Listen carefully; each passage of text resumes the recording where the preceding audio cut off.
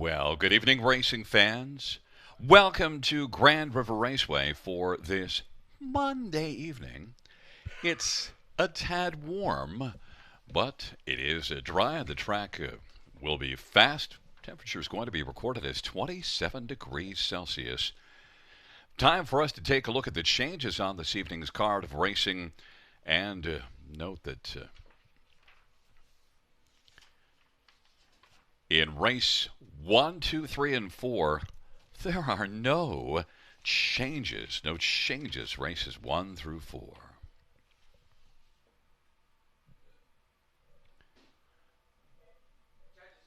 Race number 5. Note that number 4, Hold Thumbs, has a missing chart line from July the 3rd, which would make it Saturday night at Georgia Downs. Finished 5th, beaten 3 1/4 in 155 and 1.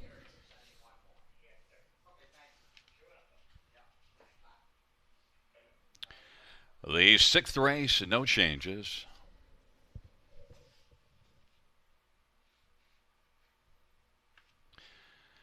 The 7th race, number 5, Heineken Sealster, bridle change. Open bridle to Swedish Blind. That is open to Swedish Blind. And scratched is number 9, Relevant. Race 7, scratch 9, Relevant.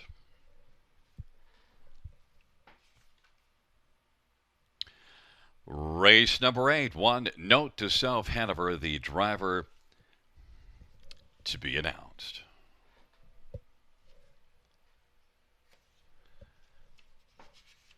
In the 9th race, scratched is number 5, Moramapo. Race 9, scratch 5. Note the number 6, Brienne the Beauty, has a missing line from Dresden, and it was a 4th, beaten 2 1/4 in 203 and 2. 4th beaten 2 1/4, 203 and 2. Note the number 7, I'm a Debutante. The driver will be Tyler Moore. Race number 10, number 5, AJ Knight, the driver to be announced. And the 11th race, number 3, Woodmere Roll Pop, is scratched. Race 11, 3, Woodmere Roll Pop is scratched. Once again, note there are no changes in races 1 through 4. It's now time to welcome in my handicapping expert and color man, Robert Reed Jr. It's a warm day here, Robert, but I'm sure it's plenty cool there in the air conditioning at the big Robert Reed Estates. Yeah, it's pretty nice in here. I'll be honest, it's still a little bit warm. My office can be like a bit of a sauna sometimes, but I cranked the AC, so I'm probably feeling a little bit cooler than you are right now, Gary. But everyone, welcome to Grand River Raceway for a marvelous Monday night of harness racing action here in Elora, Ontario. And, of course, I'm Robert Reed Jr. I'll be your honor handicapper. We're going to try to give you some winners tonight. Me and Gary will talk through the races as well and try to identify the value for you. Hope everyone had a great weekend. I know I sure did. I spent time with family and also caught some amazing harness racing action across the province. How about Bulldog Hanover Saturday night in the OSS Gold at Mohawk Park? And then on Sunday, I was lucky enough to be in Clinton for the Kin Pace final where our very own leading driver, Brett McDonald, gave Salzburg Olympia a picture-perfect steer for the win. And, of course, that's the filly that we saw here for the first 2 starts of her sophomore season. She's doing great things, and I hope we get to see her again real soon. So we've got 11 races on the card for you tonight, and we're going to finish it off as we usually do with our feature, which is going to be the horses and geldings preferred 2 and 3 handicap, and that's going to be race number 11. But we're going to get started, obviously, in race number 1 and kick off that early pick 5 with a guaranteed pool of $2,500, and that's going to go at approximately 6:30 p.m. But myself and Gary will be back before then to break down our tickets. And we got a little bit of competition going here. We never share our tickets, so I'm interested to see what Gary does tonight. But we'll be back with that at around 8 minutes to post, and we'll see you then.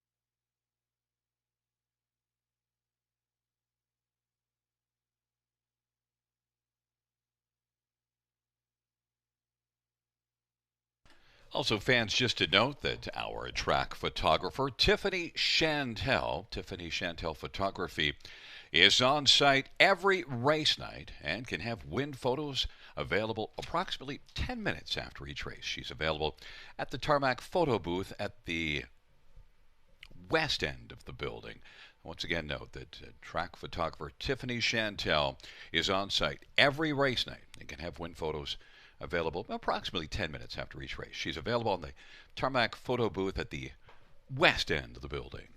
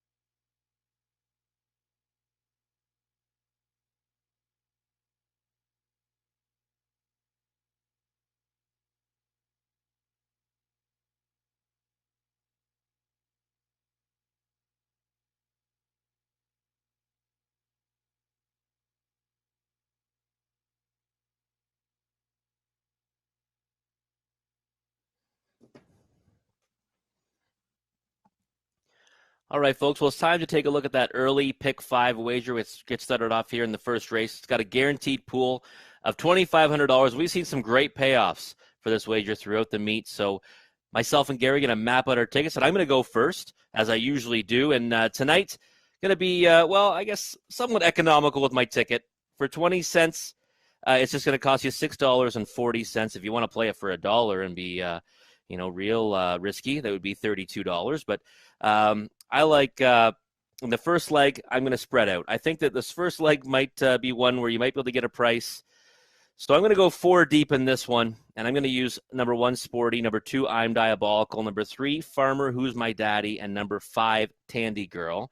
Tandy Girl is my top selection, and I'll be honest, I threw in I'm Diabolical in the 11th hour of marking this ticket. The last horse to go on, and right now currently 1-2 on the board. I just wasn't sure what to make of this horse. I know Travis Cullen has driven her to victory before, and that's why I ended up throwing her on. So 4 deep in the first leg. Second leg, I'm going to go 2 deep. And I really do like, though, the rail horse Up the Credit with Art. The 1 is my top selection. But I do want to use Deolicious as well because I have been chasing this horse. And you know what they say, when you go off a horse, that's when they usually get you. So I'm going to use in my pick 5 Deolicious as well. So 2 deep there with the 1 and 4.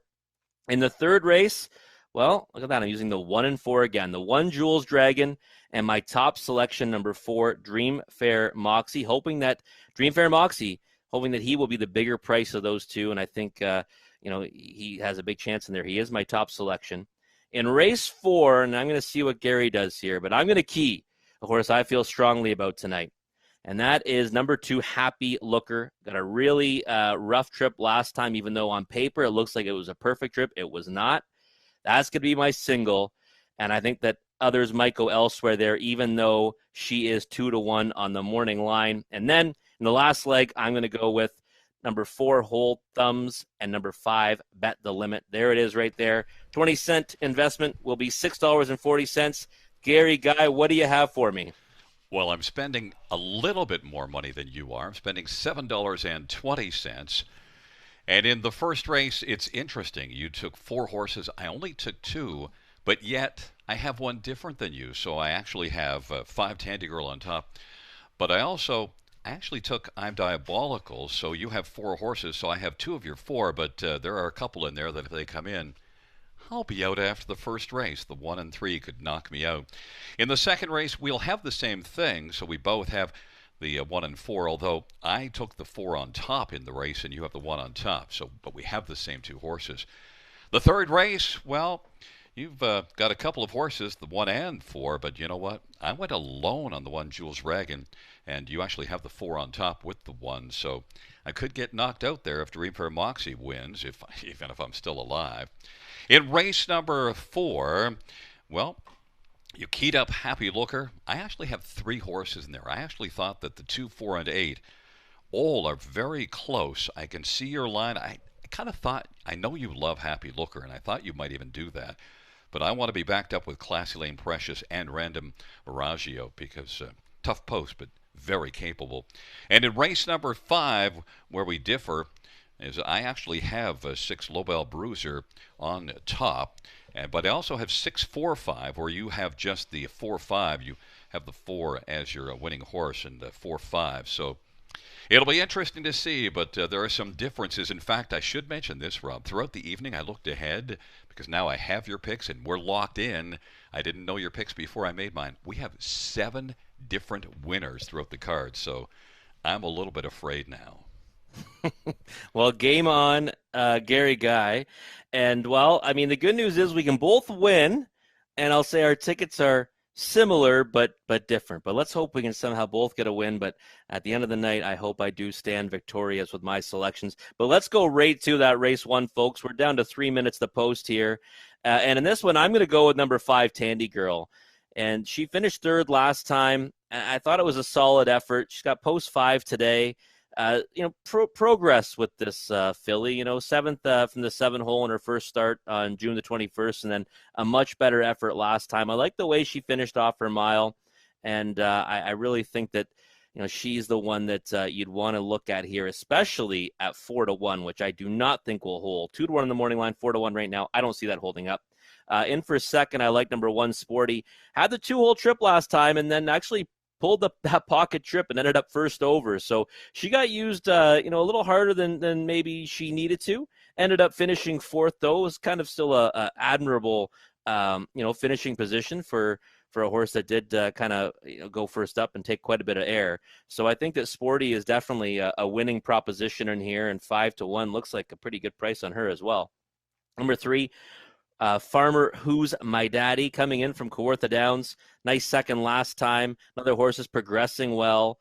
I see that actually we're all picking the 5 here. Okay, all got Tandy Girl. And Farmer Who's My Daddy's on all of our selections as well. This is one that I think that, again, it might be able to make the progression.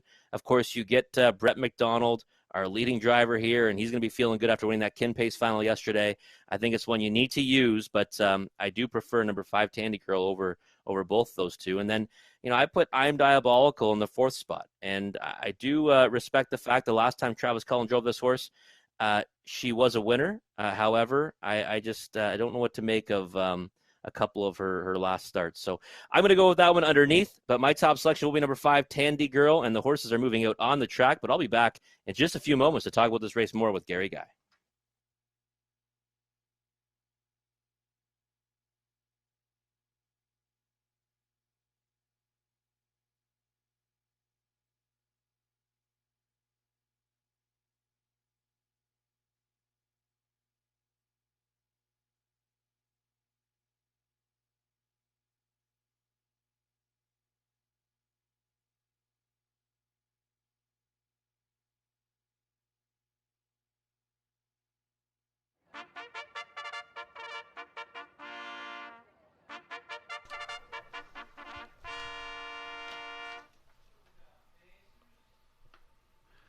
Field 4, race number 1 is on parade. 1, Sporty Austin, sorry for Bob McIntosh. Number 2 is I'm Diabolical, Travis Cullen for Brenda Duncan and David Duncan. Number 3 is Farmer Who's My Daddy, wrapping on for Tom Riley and Mark Nelson and Vicki Nelson. Number 4 is Nora D. Bruce Richardson for Brian Dunbar and 8th Line Investments. Number 5 is Tandy Girl, Jason Ryan for a numbered company from Ottawa. Race number 6, Colonial Affair, Mark McKinnon for Commodore Yellow and Robert Burgess. And number 7 is Alessandra. It's Tyler Borth for Bill Budd and Frank Lamacchia and Tony Maselli. Field of 7, race number 1, Maiden Fillies and Mares. And first up, we shall take a look at number 5, Tandy Girl. And number 5, Tandy Girl, Jason Ryan, $45,000 yearling purchase. And although you might say that this one did not race here, June the 21st, still overall, at least it was a decent start. Had a no contest before that. At least was able to race reasonably well in spots. And that was post 7. But Rob, that last race, that's a much, much better line and definitely one to build on. I also think just the yearling purchase price suggests that this is one that probably is going to go forward, a shadow play filly. Yeah, I don't think we've seen anywhere near her best yet, and she looks really nice on the track right now. Ears are up, and she's pacing well. I thought last effort was a good one, and she came home nicely. The winner produced a really solid effort. And like I said, I think with this one we see steady progression, and I would not be surprised if she propelled herself right to the winner's circle today. One thing to note also is that Jason Ryan's barn has been pretty solid this year. He's got a 300-plus training average, so certainly his barn has been working well. There's on the inside 1, Sporty. You mentioned pulling out of the pocket and coming first up, which ended up not working out, but at least did put a nice, healthy third quarter before tailing off a little bit. Gets it inside post position again. Another shot at getting a good trip. 5-1, Rob, is the price on Sporty. Yeah, I'm a little bit surprised at this, with rail control and last time, an interesting trip, we'll say. I thought she still raced pretty good, all things considered, and I thought she would take a lot more action from the rail today. Yeah, Sporty actually also set up by Bob McIntosh. You would think Bob McIntosh's barns should get a little more love than that. They often do. And Bob's a long-time proven trainer inside post position, and now, as we mentioned, drops down to 2-1. Up next, we'll take a look at number 3, Farmer, Who's My Daddy, and it's Brett McDonald. You mentioned that fine steer Sunday at Clinton. Brett's having a fine year here at Grand River. This one's trained by Tom Riley, and off the best start of her career, so definitely a race to build on. Yeah, definitely. And, that the other one that I thought looks like she's making steady, progression. Her first start, of her career at post 8 at Flamborough Downs before the shutdown, you could just cross that one right off the page. And you look at her starts at Kawartha Downs, and they've gotten better each time. So, I don't know how I'd stack up those times to here at Grand River. I would think that she'd have to get a little bit faster today because that is obviously a faster oval there. But 7-1, certainly worth a crack somewhere underneath. Now, what definitely is driving the odds, and especially giving 5 Tandy Girls some value right now at 7-2, is number 2, I'm Diabolical, 3-5 on the board. We often say follow the money. Well, this one got early money and continues to get money. Definitely a Travis Cullen angle is a very strong one. That was the trailer post that he managed to score this mare's only win, a 5-year-old with just 1 win.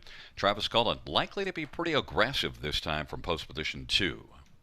Yeah, and win a really big trip in that win. I went back and watched the replay. Third quarter was a 27-4 for this mare. So, if she can ever produce that effort in here, I would say she will likely find herself in the winner's circle. If you look at 2, she's been racing in tougher spots. Now winner's a 15,000 life. This is a much easier spot. But again, she's 1 for 12, and some of those efforts I'm just not so crash hot about. So I can't back her at even money. Well, plenty have backed her at even money. We'll see if that turns out to be a good idea or fool's gold. Right now, the field taking up position, Sporty, and I'm Diabolical on the inside. In the center, Farmer Who's My Daddy, Nora D, and Tandy Girl to the outside, Colonial Affair, and Alessandra.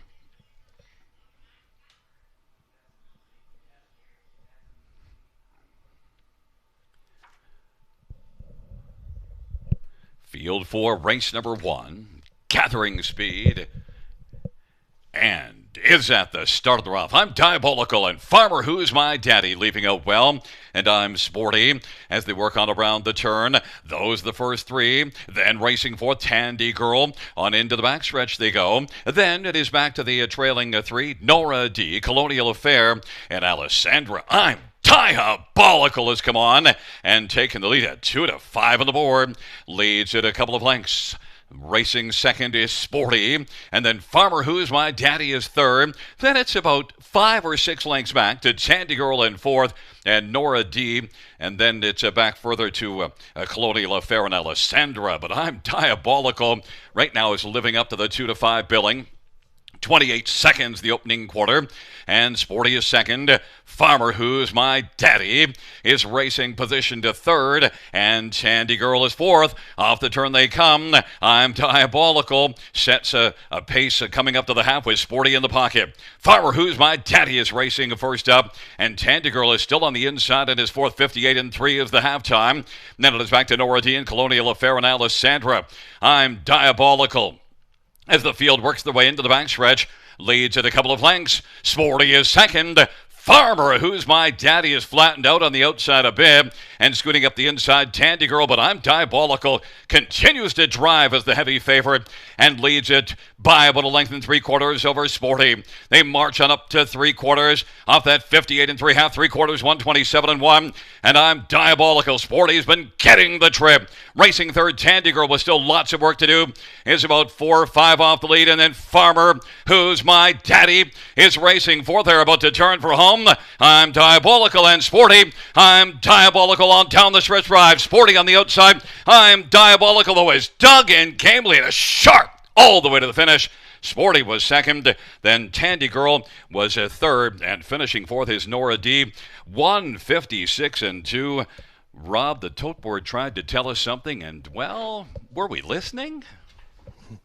Not really. My fourth selection, and I said I added this horse in the 11th hour of my pick 5, but I guess we should have maybe seen it coming. I guess big time class relief, and Travis Cullen back on the bike, and now he's 2 for 2 with this mare.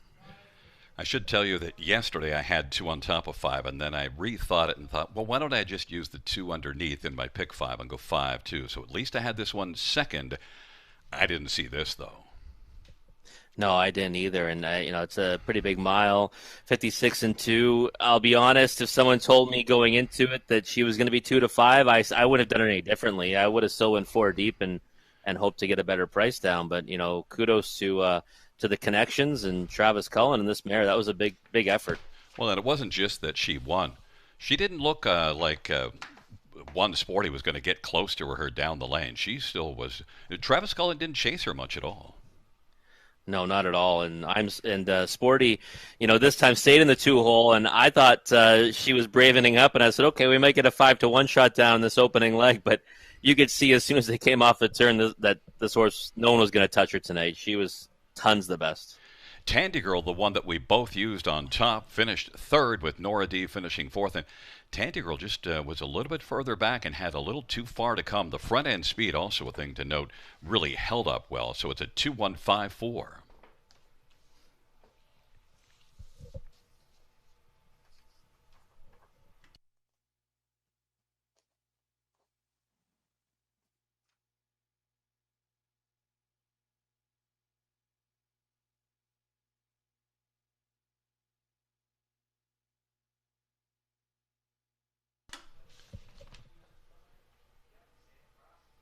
Coming back in front of us, winner of race number one, it's number two. I'm Diabolical. 5-year-old up the credit brown mare. Owned by Brenda and David Duncan. Brenda Duncan, the trainer, Travis Cullen, victorious in race number one with number two. I'm Diabolical. Second win this year in lifetime. Second drive for Travis Cullen on I'm Diabolical. A winner both times.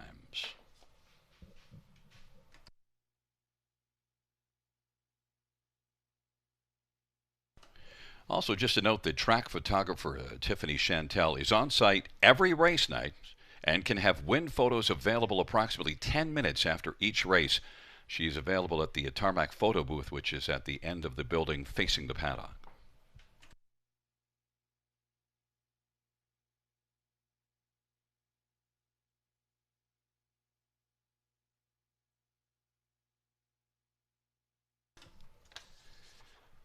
The first race payouts number two, I'm Diabolical, 280, 240, 270.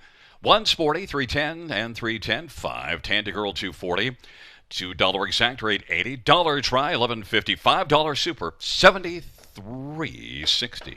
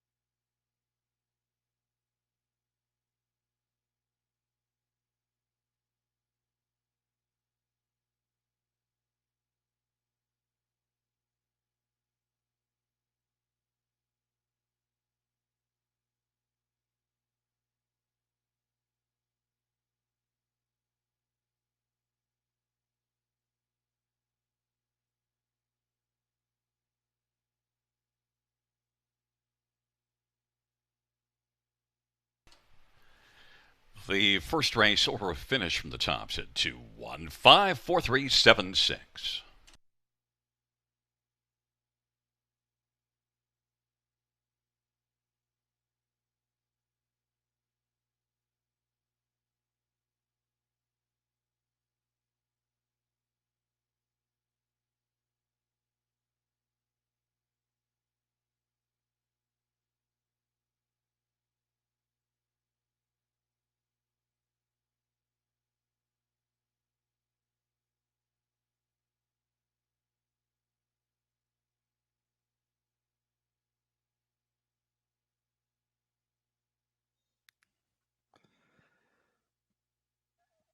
All right. Well, Gary and I are both trucking our pick five tickets. Not the best result, 2-5, but at least we're both still alive. Moving on to race number 2, we got filly and mares now winners of $6,000 life.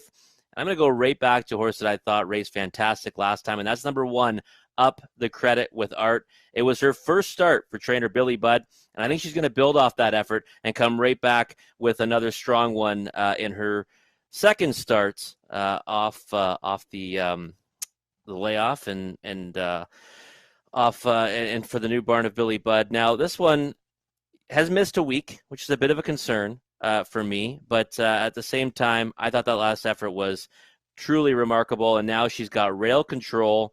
I think Tyler Bowe's going to push out early and might just be able to put this race away by the half. But 3-5 on the board right now, not what I was hoping for. 4-1 on the morning line. I was hoping this horse would give us some value in the race. If she floats up, we might get that. But 3-5, that's a tough price to swallow. And for second, I got number 4, Deolicious. The other horse, there's only 2 horses really taking any action right now, right? Up the Credit with Art at 3-5 and Deolicious at 8-5. This one, I think raced decently in her 3 starts for Ben Bayarjean.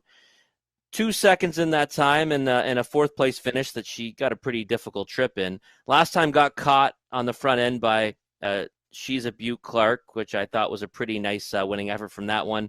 I think Deolicious is one you have to consider in here. I see that I'm going against other 2 cappers. They're both going with Deolicious. I just think that Up the Credit with Her has a big post advantage. And that last effort, I thought she was well in hand to Tyler Borth under the wire. In for third, I'm going with number 2, Winsong Quinn, who is definitely the value on the board right now, but that won't hold true come post time. There's no way this horse will be 60-1. She's coming over from Mohawk Park, and we've seen this angle prove to be fruitful many times so far this meet.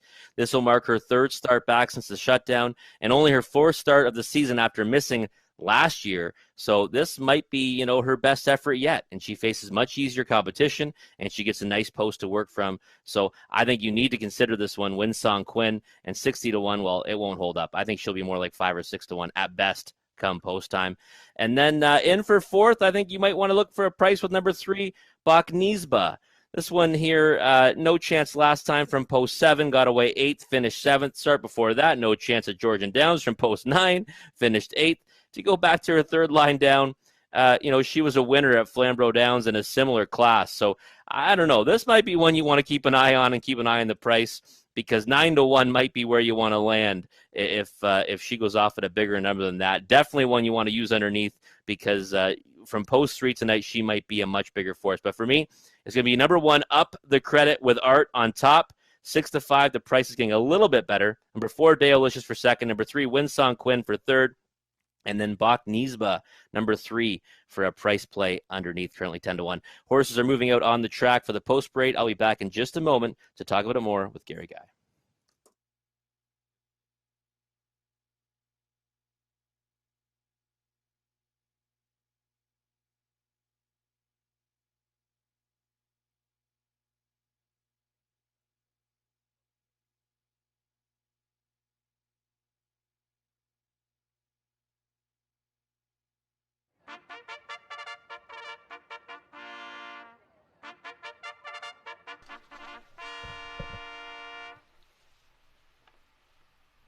Field for the second race on parade.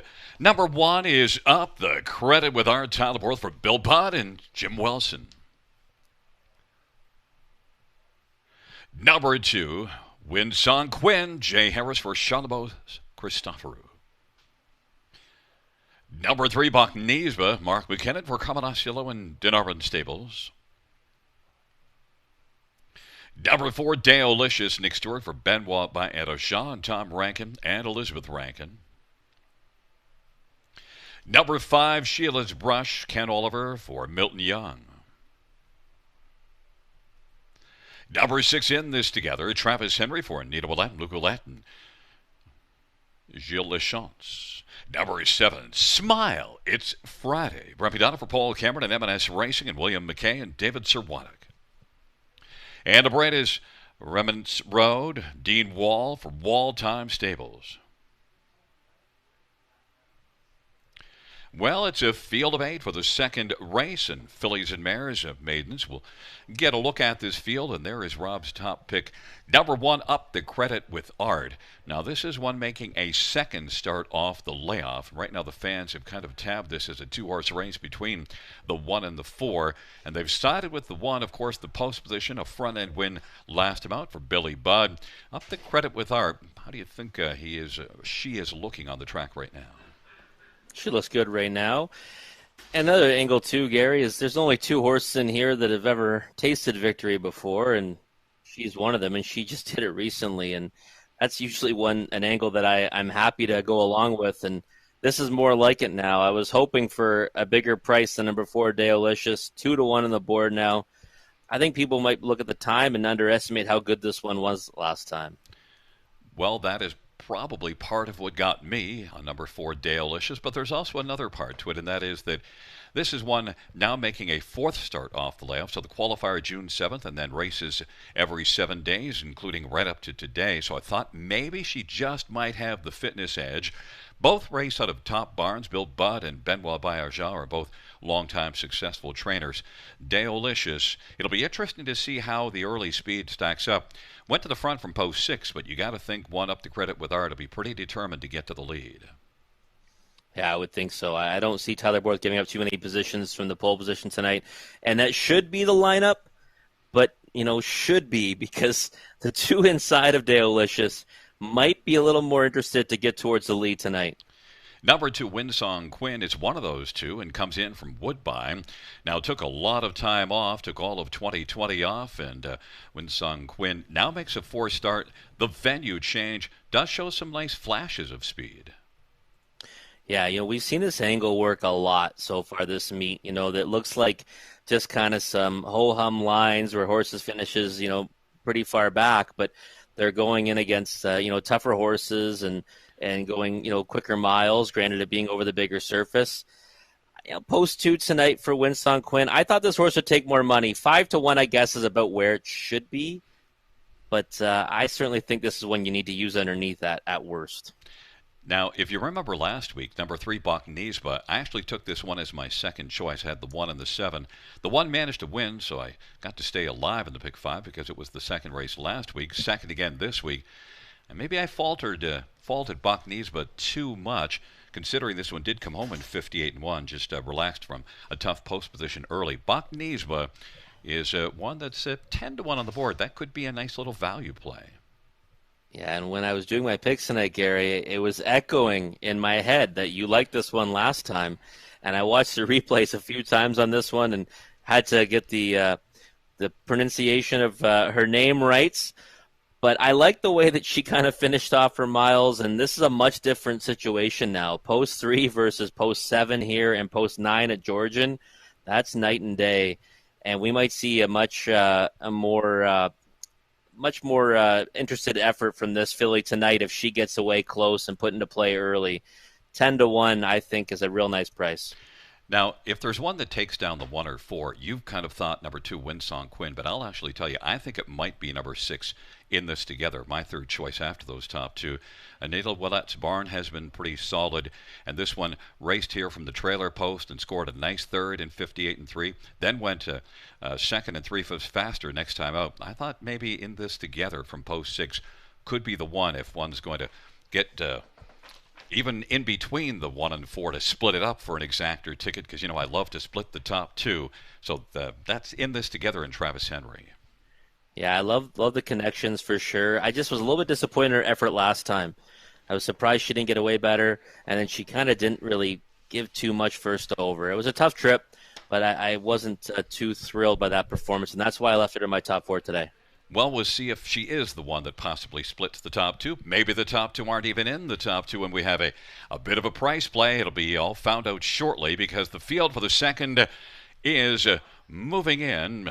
Up the credit with art. Winsong Quinn, Buck Niesba on the inside. In the center, Daolicious and Sheila's Brush to the outside.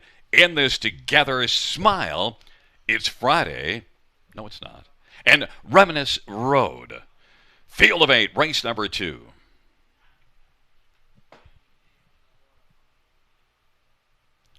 Field for the second race. Field of 8. They're at the start of the rough. Up the credit with hard. Daolicious from the outside. Winsong Quinn. And on the outside in this together. Down to the inside is Buck Niesba. Then it is back to Sheila's Brush and Smile It's Friday and Reminisce Road. But up the credit with hard has got the lead and is right now in front by 3. Winsong Quinn second. Daolicious got away third. In front of in this together. Buck Niesba comes away racing fifth. And then it is back to Sheila's Brush and Smile It's Friday. And Reminisce Road is racing, trailing the field. The opening quarter was 28 seconds. Up the credit with art. And Tyler Borth leads by about 4 right now. Winsong Quinn is second. Daolicious is third and is already about a half dozen lengths off the lead. In this together is racing fourth as they work their way off the turn. And then it is back to Buck Niesba and Sheila's Brush and Smile It's Friday and Reminisce Road. But up the credit with art. Off a 28-second opening quarter. Leads on past the half. That lead is shrinking a bit. And the half was 57-4. A 29-4 second panel breather as they work their way on into the backstretch. Up the credit with art. Racing second, Winsong Quinn is still there in the pocket and up a little closer. Daolicious now has popped to the outside trying to call her up their credit with R. And then it is in this together who follows Daolicious on the outside. Buck Niesba, Smile It's Friday, Sheila's Brush, and then back to Reminisce Road up the credit with art. Daolicious to the outside is moving alongside. 3/4 127-2. It is up the credit with art and Daolicious stride for stride to the top of the stretch, and in this together is now third. And then Smile It's Friday is racing for they turn for home. Daolicious trying to get the better of a stubborn up the credit with art. On down the stretch drive they come. Daolicious up the inside is in this together. In this together up the inside to win it. Daolicious was second, then Sheila's Brush and up the credit with art. 158 flat. In this together up the passing lane to get the better of all of them in the second round. Gary, I'm just going to start betting the horses that you mentioned last because I think they're winning at an incredible rate right now. The one that you mentioned right before the start of the race, and 6-1 on this one. Much different trip than last time. Last time first over. This time slick steer there by Travis Henry to get into position and then drop down behind the leader and then come up the passing lane. Nice call, Gary. You thought the one. Well, the only problem is I thought maybe the 6 could split the 1 and 4. Well, she didn't do that because she said to heck with that. How about winning instead? Daolicious did get the better of up the credit with art, but that's no consolation prize because it's a 6-4-1 top 3. Mile of 158 in this together. Also left a little bit better, so managed to be just about rightly placed and then got a trip on the back of Daolicious, which also helps. So Travis Henry gave this one kind of a nice steer from an outside post. Yeah, absolutely. And I certainly can't fault the steer on up the credit with art. Tyler Borth drove her like she was the best. That's what I was hoping for, and she just didn't have it on the other two fillies today. Daolicious roughed it up first over, got past her, and of course this one here in this together for Anita Ouellette. Really nice steer by Travis Henry to get up the passing lane. Yeah, I think you can definitely use Daolicious next time out because that was a very tough trip, and one didn't go down easily. Just managed to soften up the one enough that. Well, 6 in this together. Victoria 6-4-1-5, the top 4. Coming back in front of us is number 6 in this together. Badlands Hanover, a Bay filly, a 3-year-old, owned by Luke Ouellette and Anita Ouellette and Gilles Lachance. Anita Ouellette's the trainer. Travis Henry. Turk Henry victorious in the second within this together. Mile of 158 flat.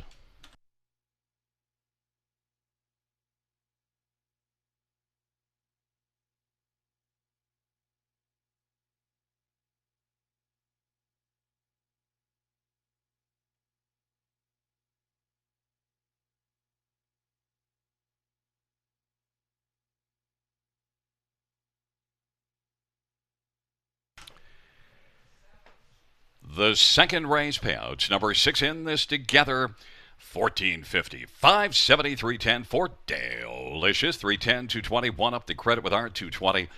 The double pays 32.10. The $2 exactor 88.90. Dollar try 72.15. Dollar super 404.65.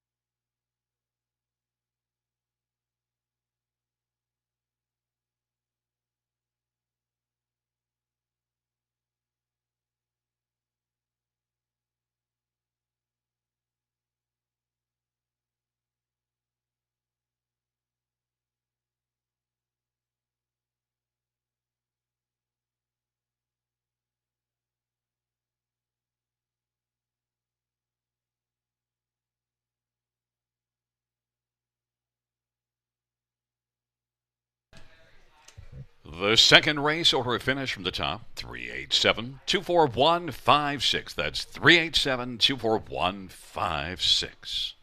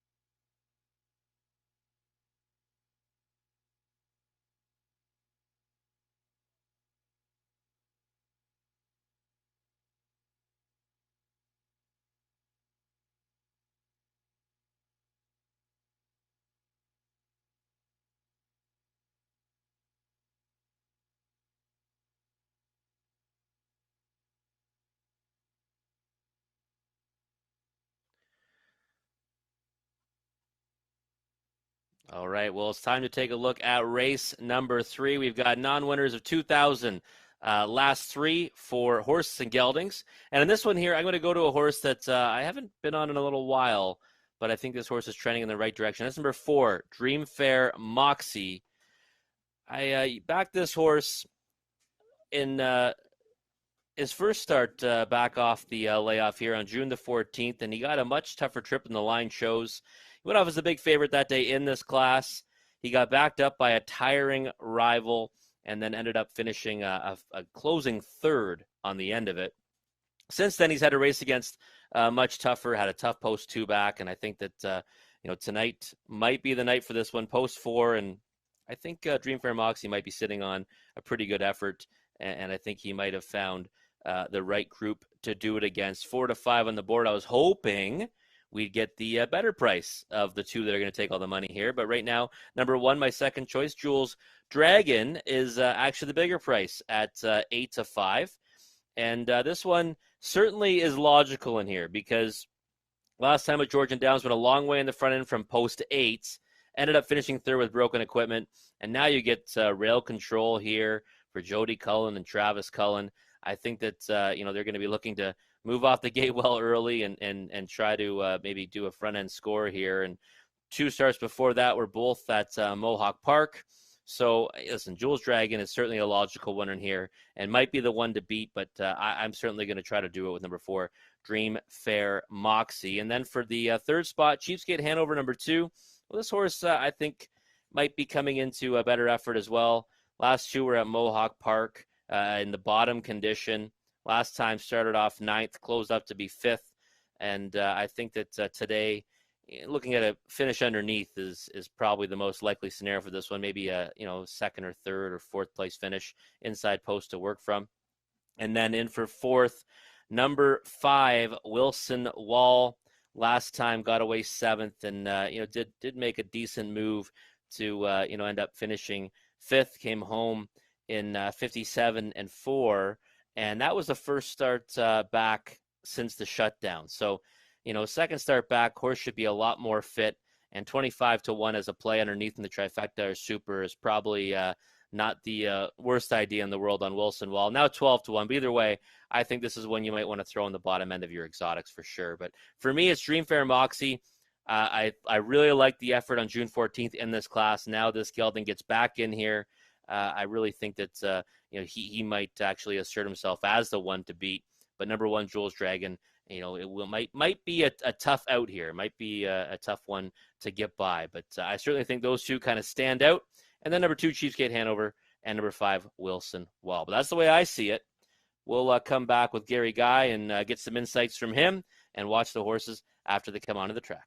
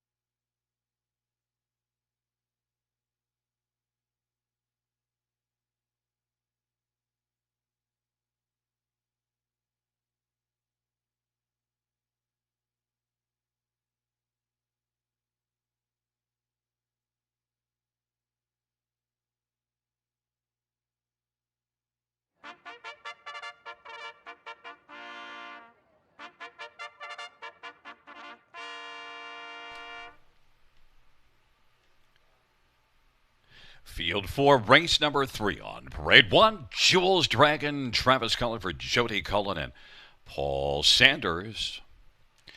Number 2, Cheapskate Hanover, Patrick Shepard for Robert Woodburn.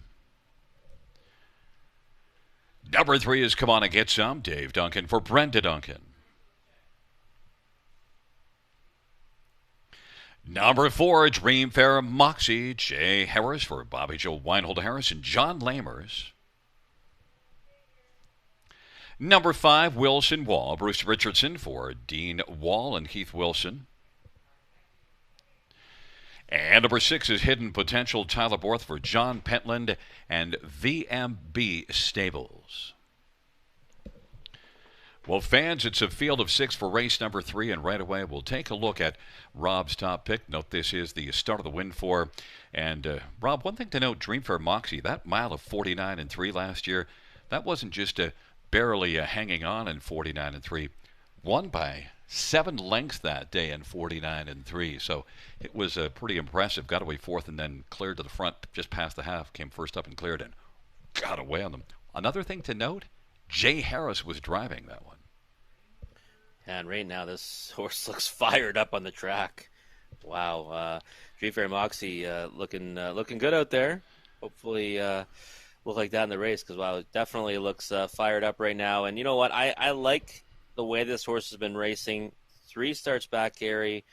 First off the bench, this horse got a horrendous trip and ended up getting a lot of bad luck, getting stuck behind a tiring rival, and then still came through to finish third. It's tough to do when a horse stops in front of you to come back on and finish third. Throw out to start 2 starts back, and then last time, you know, the outside horse had all momentum on this one. This one, Dreamfare Moxie was able to get up the passing lane, but it was too late. So finishing fourth in there was respectable too.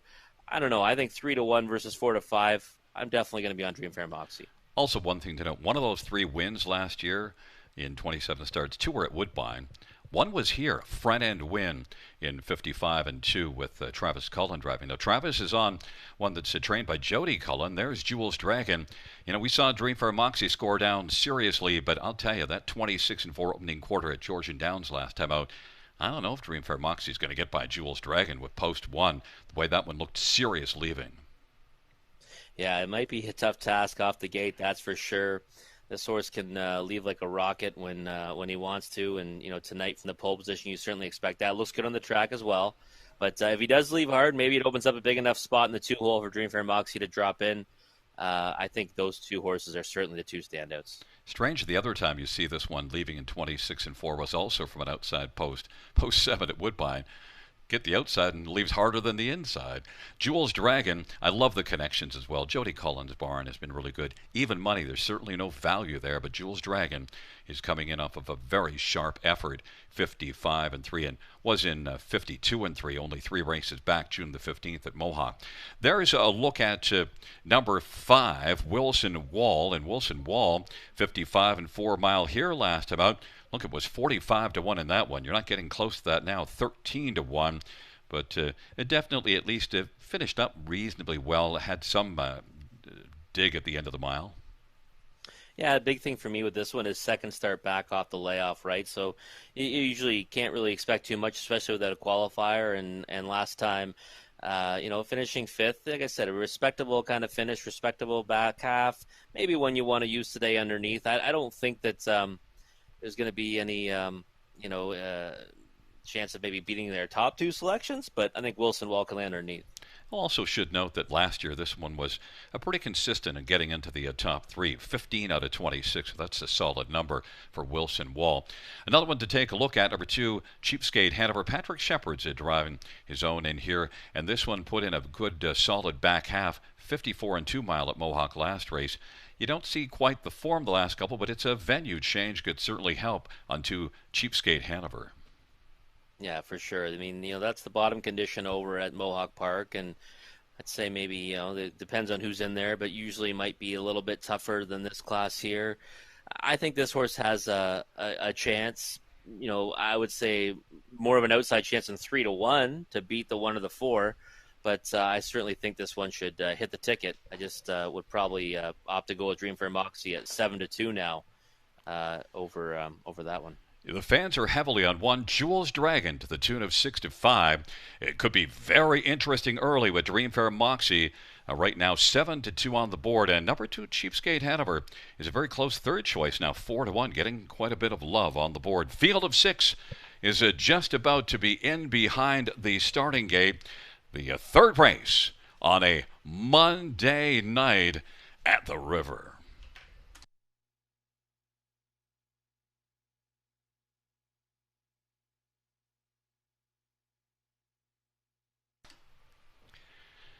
The starting gate is rolling for race number 3. It'll be Jules Dragon and Cheapskate Hanover on the inside.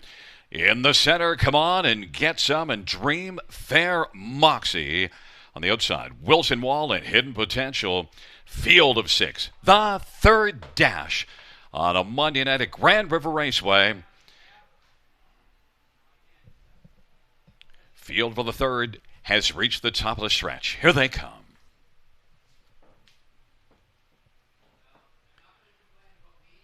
Third race, horses and geldings approaching the start. And they're off. Dreamfair Moxie, Jules Dragon along to the inside. Those the first two. Then Cheapskate Hanover is third away, but it's going to be Jules Dragon to get the lead. Dreamfair Moxie, though, is filling the pocket position. And third is Cheapskate Hanover in front of Come On and Get Some. Then it's Wilson Wall and Hidden Potential. Jules Dragon now dropped down to 1-5 on the board. Dreamfair Moxie is second. Right now is 2.5 lengths back, and Cheapskate Hanover third. Come On and Get Some is racing fourth, and then Wilson Wall and Hidden Potential. Jules Dragon, as now Travis Cullen tries to rein this one in a little bit. 28-2 is the opening quarter. Has a lead of a couple of lengths. Dreamfair Moxie second. Cheapskate Hanover third. Come On and Get Some's racing fourth, and then Wilson Wall and Hidden Potential. It is Jules Dragon who leads the charge off the turn. Jules Dragon heavily favored and is racing sharply, lead of a length and a half, but right there getting the trip. Dreamfair Moxie on the back of Jules Dragon. Cheapskate Hanover is racing on the inside third, and then Wilson Wall now is going to come first up, and then it's Come On and Get Some and Hidden Potential, but Jules Dragon off a 59 second half, a 30-3 second panel breather, leads it to length and a half, but staying close in the pocket. Dreamfair Moxie up nose to helmet there for a second, and now striding out goes Jules Dragon. Lead is about 2.5 lengths now. Dreamfair Moxie second. Wilson Wall, and on the inside, Cheapskate Hanover now takes third. Wilson Wall, and then it is back further to Hidden Potential, and Come On and Get Some. 3/4, 127-3, a 28-3 third panel. Jules Dragon now is able to stride out to a lead of about 5. Dreamfair Moxie is second. Cheapskate Hanover third, and fourth is Wilson Wall. They come on down the stretch drive. Jules Dragon with a gem of an effort to win it. Dreamfair Moxie will finish second. Then third was Cheapskate Hanover, and fourth Wilson Wall. 155 flat. Jules Dragon bet down to 1-5 and managed to live up to that serious billing. Yeah, what an effort from this one. Back half in 56 seconds, and I mean, really, I guess the 59 halfway marker, not that it mattered, won by a lot, was all that Jules Dragon needed. I mean, this horse was well in hand to Travis Cullen, and late money, I guess, too, said it all. I mean, took money throughout, but that was a big hit late, that's for sure, down to 1-5, Gary. I also like the way Travis Cullen didn't let four Dreamfair Moxie sit on his back to the top of the stretch. Said, I'm not going to let you beat me down some passing lane. You're not going to be close. Yeah, for sure. And you know what? Sometimes they do that too. It's kind of break the horse's confidence, right? That's following, because nose to helmet, they're feeling good, and all of a sudden he broke contact from that one, and certainly asserted his will to an easy victory. Dreamfair Moxie, I think, a decent effort to finish second, just not in the same league as Jules Dragon tonight. Well, we thought it was a two-horse race, and both of us had the two Cheapskate Hanover as the third best one, and then number 5 Wilson Wall. So we had the right top idea, although you did love Dreamfair Moxie. But listen, a much better price, so you kind of had to go against the 1-5. But if you did, you didn't get the win, because Jules Dragon's back in front of us. A 5-year-old Custard the Dragon Brown gelding, by Paul Sanders. Jody Collins, the trainer. Travis Cullen, the winning driver. Second win this year, 17th lifetime. Jules Dragon, 155 flat.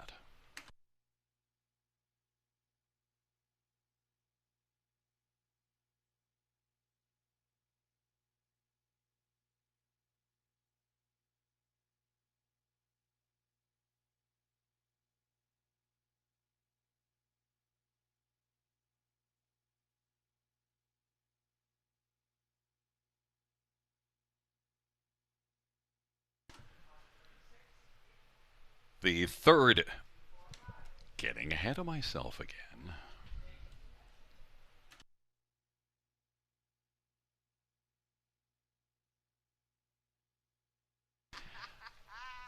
The third race payouts. One Jules Dragon, 260, 220, 220. For Dreamfair Moxie, $3 to 62. Cheapskate Hanover, $3.50. $2 Exactor, $4.20. The dollar try pays $3.45. The dollar superfecta, $7.15.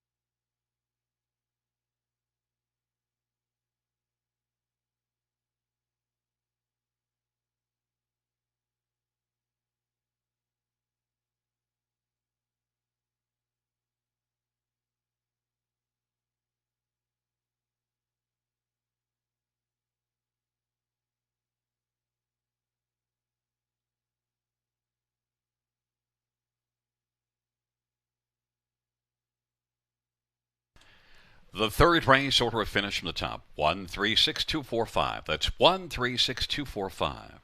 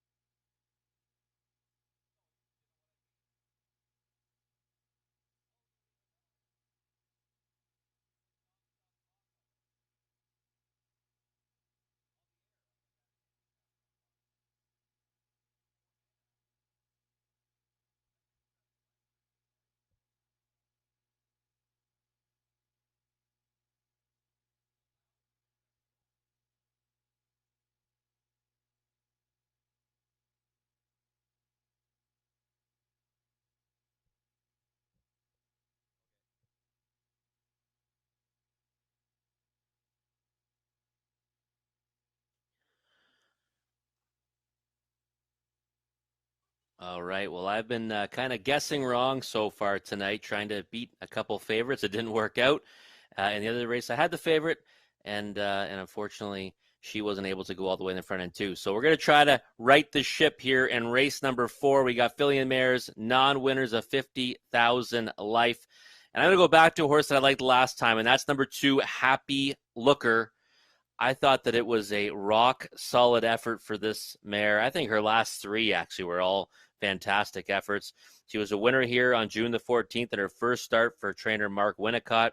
Came back to finish, I thought, a real solid 3rd on June the 21st. And then last time, it looks like she got a real perfect trip in the program, but in actuality, the horse that she sat behind tired around the final turn.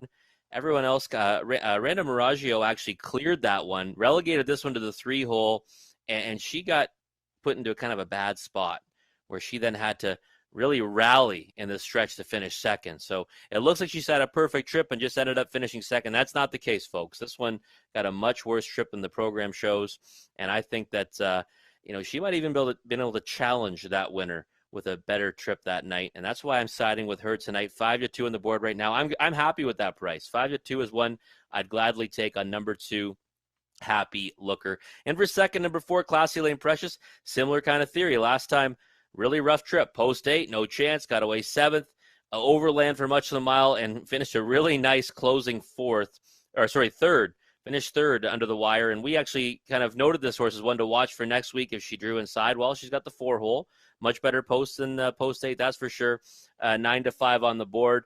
I would not be surprised to see Classy Lane Precious go off as the favorite. She was a winner in this class 2 starts and 3 starts back, won back-to-back before getting that difficult post in the 8-hole last time. So she is certainly a factor in here. And then you got to go back to the horse that won last time, Randa Miraggio. But this time, post 8. I've got her slotted in the 3rd spot. But you know what? I don't know. I have a hard time betting any horse from the 8-hole, especially one that has shown to be better when she is on or near the lead. So it'll be interesting to see how the JR Plant works out a trip for this one tonight. 8-5 on the board. I'm certainly going to look elsewhere, and that's why I'm siding with number 2, Happy Looker, at 5-2. I think that she would have made it a much closer race with a better trip last time. And for 4th, number 1, Marzank Hanover. Kyle Boston's horses seem to get better with every start. This is a 3rd start back for this mare, and 13-1 from the rail. What do we always say? A price from the rail, you got to use the horse underneath in your trifectas, supers, and that's what I'm going to do with this one. I think she has a chance to get away somewhere, maybe not near maybe not 1st or 2nd, but somewhere forwardly placed, sit for a trip and get a piece of it. And at 12-1, I'm certainly happy to throw her underneath of my exotic tickets. But for me, it's all about number 2, Happy Looker, 5-2. I'm happy with that price. Number 4, Classy Lane Precious for 2nd. Number 8, Randa Miraggio for 3rd. And then again, that's a longer price horse, Marzank Hanover, for the bottom end of my superfecta ticket. Horses are going to be coming on the track shortly, and I'll come back in just a few moments to talk about it more with Gary Guy.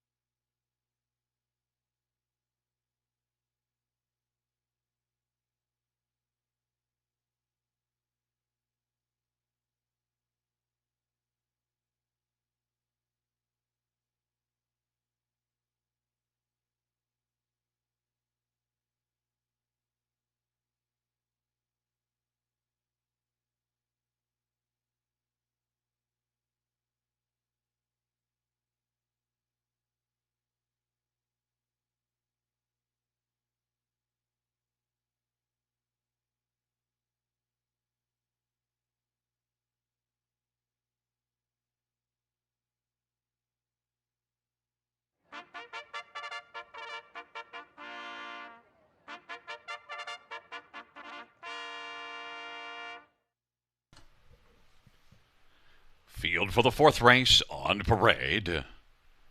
1 is Marzank Hanover, Cullen Kelleher, Kyle Bostons, and Daryl Newbegin. Number 2 is Happy Looker. Aaron Byron for Mark Winnicott and Donald Smith and Donna Parker. Number 3 is EL Citadel. Anthony Hunt for Tim Jacobson and James Edward Lewis.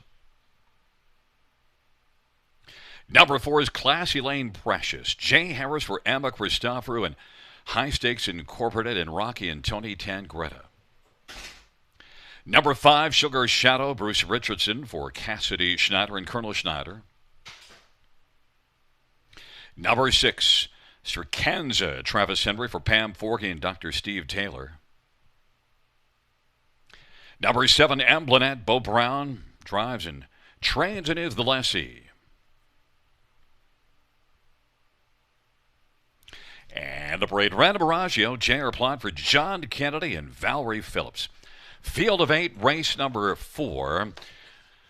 Well, let's get a look at this field. We're going to start with number 2, Happy Looker, who Rob's probably happy that the price has come up to 3-1 right now. And Happy Looker is one that's got 4 wins in the past 27 starts, but nonetheless is one that might be sitting on a win, gets the better post than the other 2 that are taking the giant chunk of money. How do you see the trip holding up here? Do you think Happy Looker ends up getting away second behind Classy Lane Precious, or what is your thought on that?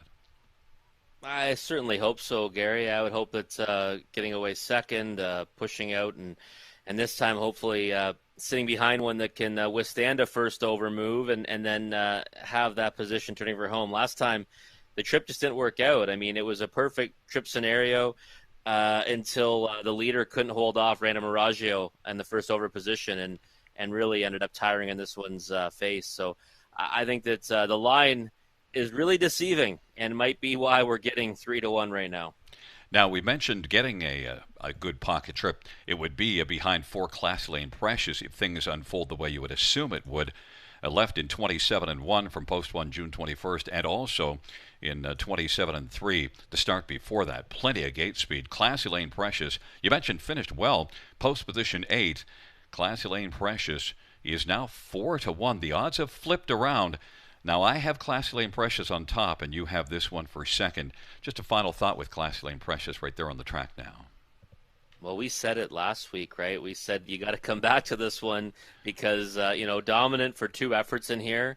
And then, of course, post 8 and still finished a really respectable third. So I think that, 7-2 is a giant-sized price right now on this one. I so prefer Happy Looker, but, This filly was full marks for the effort in both of her victories, and now tonight back to a favorable post again. Now, number 8, Random Aragio. I think if the first 3 that we mentioned all had even post positions and they raced a bunch of races, I believe Random Aragio would win more than a third of them. In fact, probably more than a half. That's the way I stack up these 3. But the problem is the post position, they're not the same. They're much, much different. How much of a price would you have to take on Random Aragio to take over the 2 and 4 here? Honestly, because of the post position, I'd have to get to 5 or 6-1. I think at a minimum. It's such a we've seen it so far this meet too. It's been so difficult for these horses to kind of repeat their efforts when they draw the outside. We see it all the time when the preferred a horse will win from post 3 or 4, then they get handed the outside post, and then they're really just lucky to get a small piece of it. So, I certainly think that 5 or 6-1 would what I would need if I was going to bet that one to win. I'll tell you one thing, though. She does scare me because she is really good. JR stripped out a couple of horses in this meet and done a good job with a difficult post position. John Kennedy's Barn is really good. There is number 1, Marzank Hanover, Colin Kelly at Kyle Boston's 3rd start. And this one from the inside should at least be able to be forwardly placed. You've got to think 7-1 is about a reasonable price. Yeah, I think so. I was hoping for a little bit more as one to use underneath. Definitely think that, Kyle Boston's horses have been racing at the better, with each start. This is 3rd start back now, inside post. Today's the day that, really they want to know what they've got here. So leaving out from that spot, I think, is likely 11-1. Using underneath is a must-use for me. I think of all of them, the one that offers the most interesting price is 3 EL Citadel at 50-1. 5 wins in 15 starts last year, made $2,000 a start. The last race outside post position, the start before that, was second to Classy Lane Precious, beaten just 3/4. EL Citadel is 50-1. Yeah, that price does seem a little bit outrageous to me. One that I would definitely look underneath, especially at that inflated number. Maybe it's the last one I mentioned angle coming up here in the fourth race. Here we go again. Mars and Canterbury taking up positions with Happy Looker and EL Citadel. In the center, Classy Lane Precious, Sugar Shadow to the outside, Stricanza, Amblanet, Random Aragio, Field of Eight, the fourth dash. Here they come. Giddy up. Field for the fourth race is at the start of the route. Classy Lane Precious comes flying off the wings, and Mars and Canterbury down to the inside. Srikanza, Random Miragio is leaving from an outside post position. Classy Lane Precious, Random Miragio has come out right away to take second and is still charging on the outside. Mars and Canterbury third. Then it is Happy Looker and Srikanza. Then it is back further to EL Citadel, Sugar Shadow, and Emblanet. And now Random Miragio has gone to clear to the front. Classy Lane Precious is racing second, and for now is going to accept the pocket position. Mars and Canterbury third. Then racing position fourth is Happy Looker. Then it's Stricanza, who is fifth, and EL Citadel is back there in sixth. Then further back is Sugar Shadow and Emblanet, and they race their way off the turn. Random Miragio and JR Plan has the front, and right now leads it by about length and three quarters in the pocket. Classy Lane Precious now moves up a little tighter. And then Mars and Canterbury. There goes Happy Looker angled to the outside, and is going to be first over. EL Citadel follows Happy Looker on the outside. Down to the inside, Stricanza, and then it is back further to Amblanet and Sugar Shadow. Random Miragio off of 56 and 4 halftime, and now Happy Looker is charging on the outside. Random Miragio, Happy Looker to the outside. Classy Lane Precious is racing third. Mars and Canterbury is fourth, and then Emblanet from the backfield now is kicking in with EL Citadel. They march on by the three quarters, 1:25 and 1, and Random Miragio and Happy Looker, and coming from way out of it and flying is Emblanet.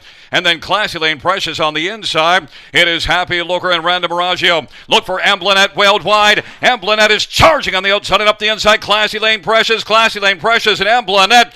Emblanet on the outside is going to win it. Happy Looker, then Classy Lane Precious and Random Miragio. 154 and 2. From out of it, Emblanet and Bo Brown is going to get the most green in race number 4. Well, Gary, this horse, we noted this one raced fantastic in her first start on the circuit, June the 21st. Went first over a long way to finish second to Classy Lane Precious. But wow, tonight from post 7, big move in the last turn, and 25-1 for Bo Brown. I did not see this one coming.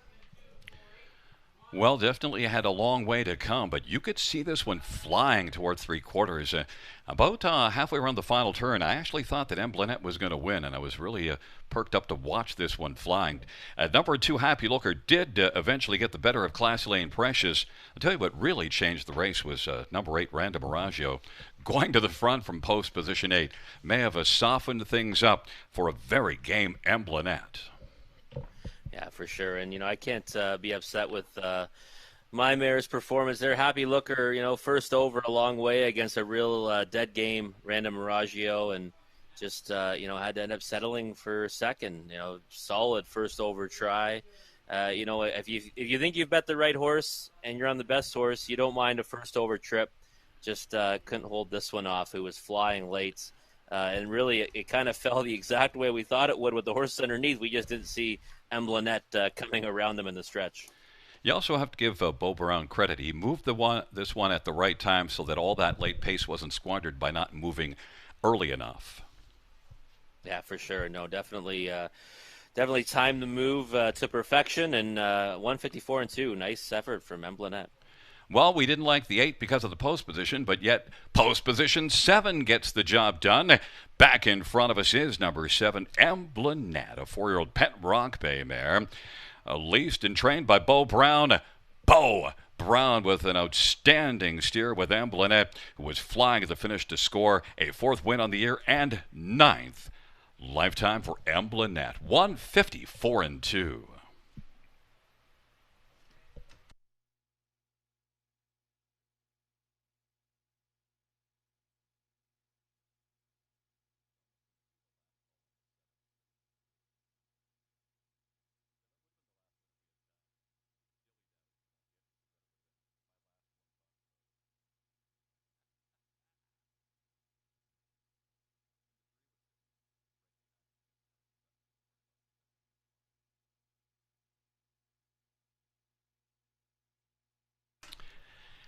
The fourth race payouts 7. Amblanette 60, 20, 1840, and 742. Happy Looker for 43.50.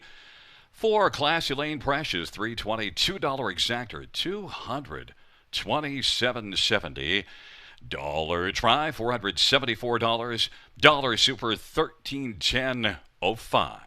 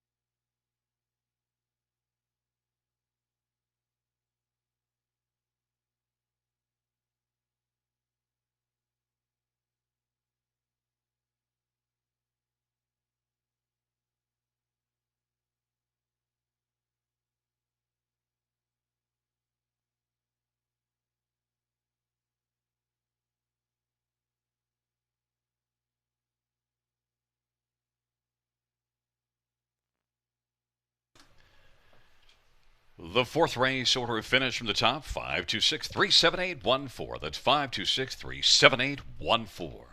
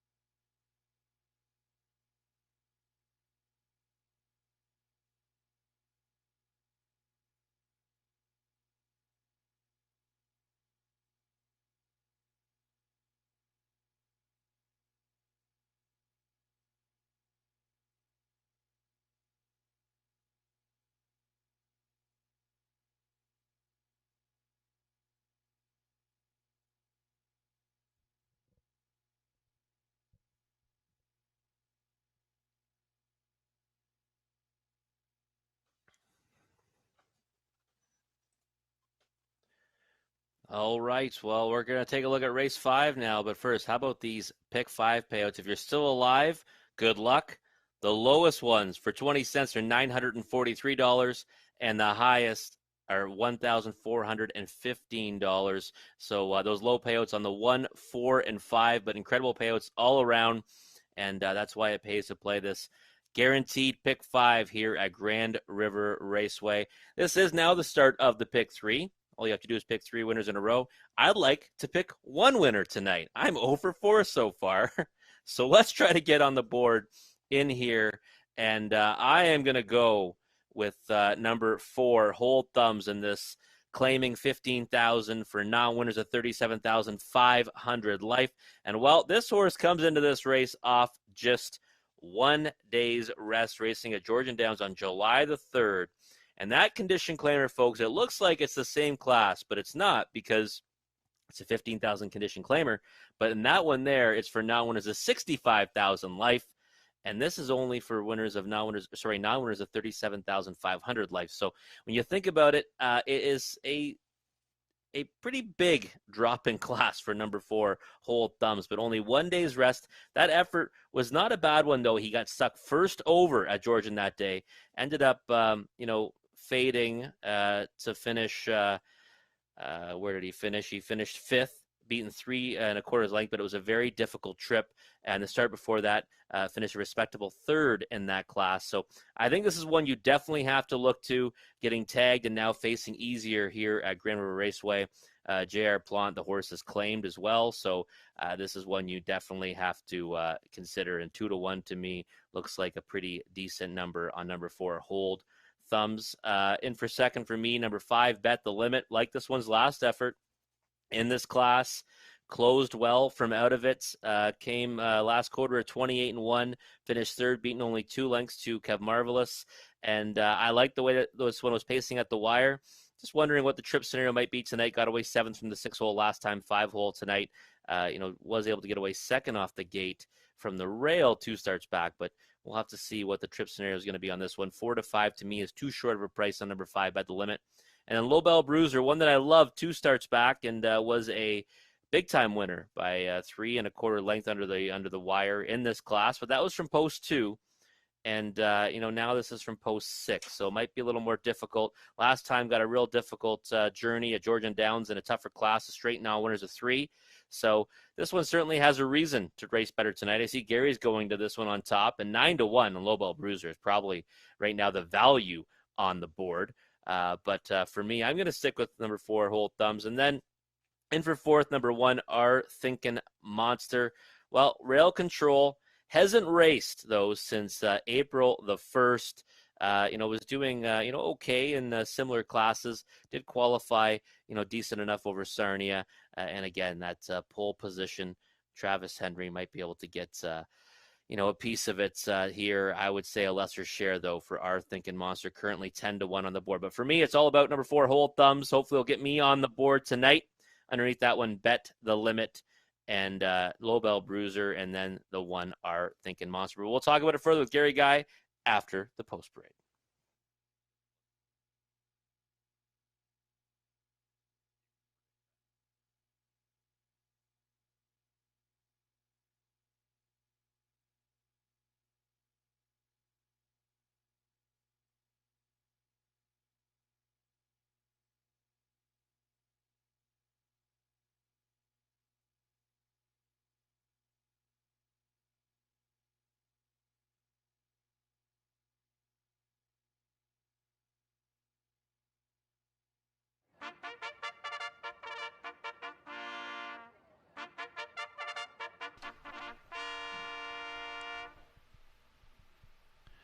Field for the 5th on parade. 1, Our Thinking Monster, Travis Henry for Lindsey Curran, Ellie Mayhew. Number 2 is Custom Cut, Chalibor for Gary McDonald and Christina Soundy. Number 3 is Rays U20, Travis Cullen for Jody Cullen and Ron Cullen. Number 4, Hold Thumbs, J.R. Plant for, he trains and owns as well. Number 5, Bet the Limit, Brett McDonough for Bruce Goyd and Ron Nobes and Sean Brisebois.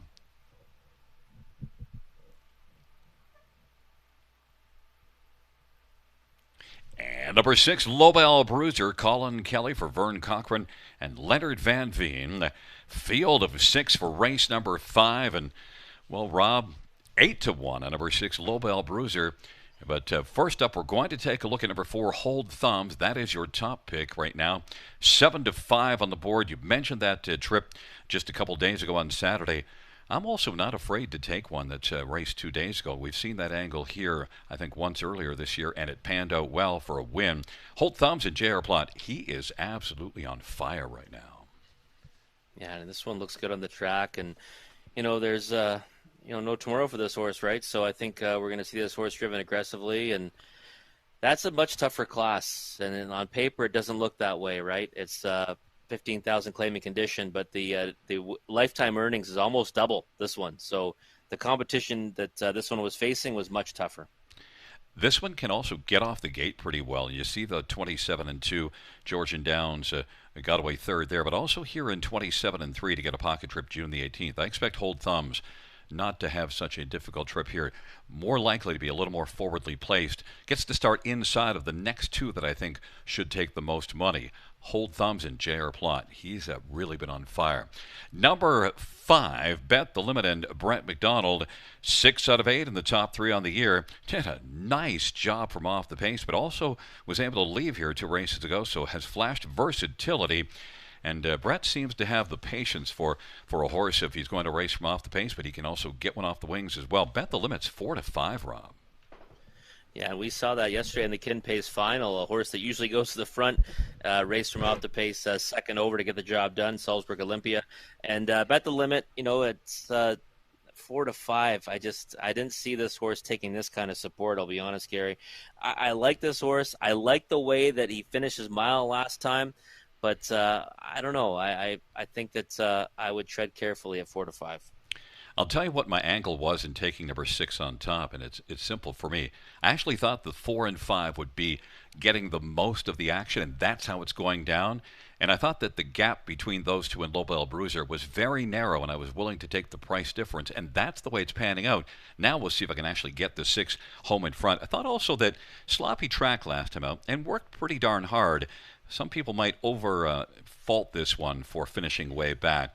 It was not a great track at Georgian Downs, and worked really, really hard. Lobel Bruiser was a winner here just 2 races ago, beating Bet the Limit and Salzburg Case in a couple of good ones. Lobel Bruiser, 10-1. I'm enticed by the price.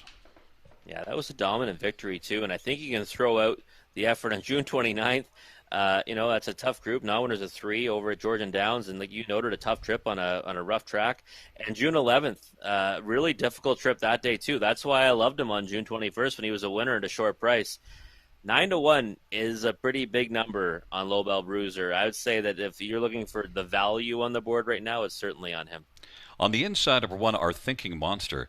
A trainer that I seem to have always been able to figure out is Lindsay Kerr, because she has been very consistent. Whenever I've liked her horse, she's done really well. So I'm actually afraid to not have her in the top 3 here, because she has consistently been able to perform well. The only thing is that this one hasn't raced since the 1st of April, so may need a start. Qualified well, but Our Thinking Monster and Travis Henry gets the inside. Yeah, that's why I use this one underneath, right? That inside post position, and I think that this one, if a couple starts under his belt, you might want to even bump him up a little higher than 3rd or 4th in here. But again, I think definitely needs one tonight and can still land on the bottom end of the super trifecta. Now, if we're going to the last one mentioned angle, I'll tell you why it scares me here at number 3, Race U20. One simple reason. You seldom see a horse sent up at Jody Cullen that's not one of the top 4 picks. Yes, didn't race all that well last time out. 4th here, a start before. But these horses coming out of Jody Cullen's barn don't put in too many clunkers in a row. She is able to really send them. Travis Cullen, we saw him drive earlier and really look spectacular in getting a heavy favorite in the first home. That was only the 2nd lifetime win, and he drove both of those. Race U20 is 20-1. Yeah, Travis is hot tonight, and you know what, Gary? We talk about taking back value. 2-1, 2 starts back, 5-1 last start. Well, if you backed Raise You 20 in those 2, you better be taking 21-1 tonight. Definitely the now just drops down to 12 to 1 as we mentioned it. But right now, it's number 5, Bet the Limit, slight favorite at 2 to 1, 4 Hold Thumbs at 5 to 2. My top choice, 6 Lobel Bruiser, has dropped down to 5 to 1. We'll see how it unfolds here. It's our Thinking Monster and Custom Cut on the inside. Raise you 20, Hold Thumbs to the outside. Bet the Limit, Low Bell Bruiser, field of 6, race number 5.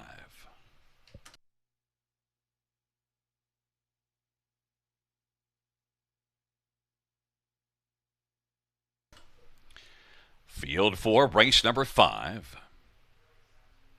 is at the start of the rough, and Hold Thumbs will get out well. Our Thinking Monster and Custom Cut.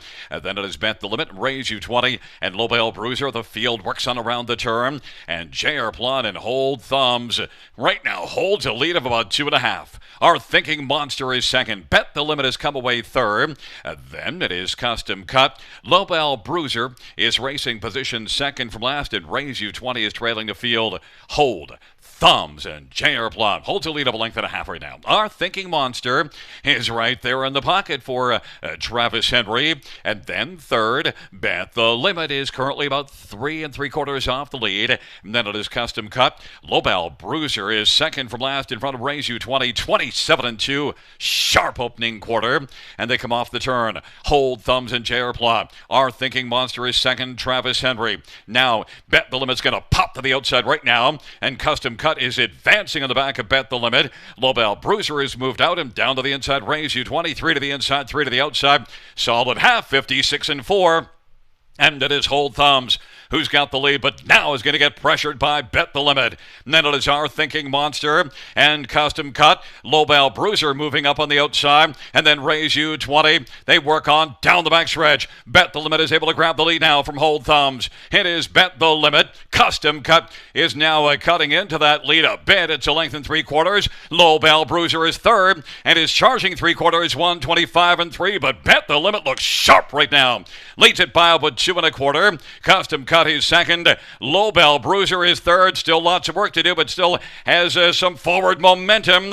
And then Raise You 20 is racing for the turn for home. It is Bet the Limit. They come on down the stretch drive, and Bet the Limit is sharp on to the finish. Will stride up and take it confidently over Lobel Bruiser. Then Custom Cut and Raise You 20, 154-3. Bet the Limit, and Brett McDonald gets it done in race number 5, Rob. Yeah, nice victory there for Bet the Limits. First over, and Hold Thumbs didn't really have too much to offer on the lead when this one came to call. Ended up fading well out of it. Maybe just a little bit too much coming back off of one day's rest, but nice steer by Brett McDonald there to get this one to the top and really kind of cruise to victory there. Yeah, he looks over his right shoulder there. There's nothing to look at because he's still comfortably in command coming to the finish. Yeah, it was pretty easy under the wire, that's for sure. And I guess we looked at it. We thought there was 3 horses that kind of stood out. 2 of them ended up finishing first and second, and they're the better price of the 2. 5-2 on Bet the Limit, and then Lobel Bruiser at 5-1. Still thought he was pretty solid value there and raced well to be second. Yeah, he didn't get away all that well. He got away, I think, 5th, the Lobel Bruiser. But nonetheless, he had a lot of work to do down the backstretch, and he didn't give it up. He kept on digging. It's just that Bet the Limit was not going to be passed. In fact, was still digging in at the finish. So it's a 5-6-2-3. Number 3, Raise You 20, was able to come from last to get onto the ticket and finish 4th at 11-1. But number 4, Hold Thumbs, was not able to hold on at all. Worked really hard early and then backed away. 5, Bet the Limit, was the best one in race number 5 with Brett McDonald driving.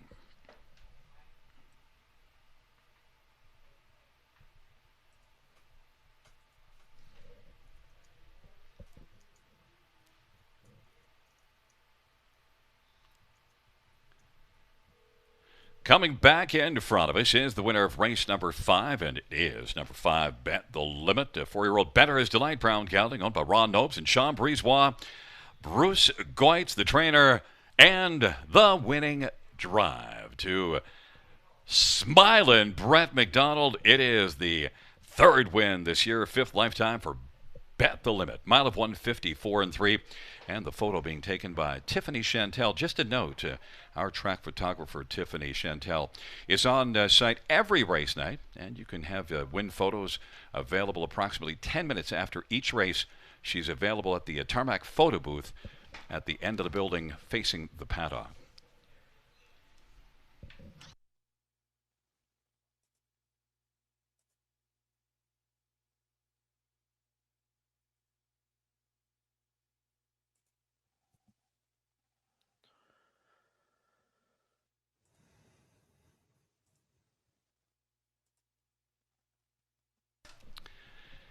The fifth race payouts: 5 bet the limit, 7, 75, 64, 26. Lobel Bruiser, $6 410. 2 custom cut, $320. $2 exactor, $36 $10 try, $63.75. The dollar super, $329.75.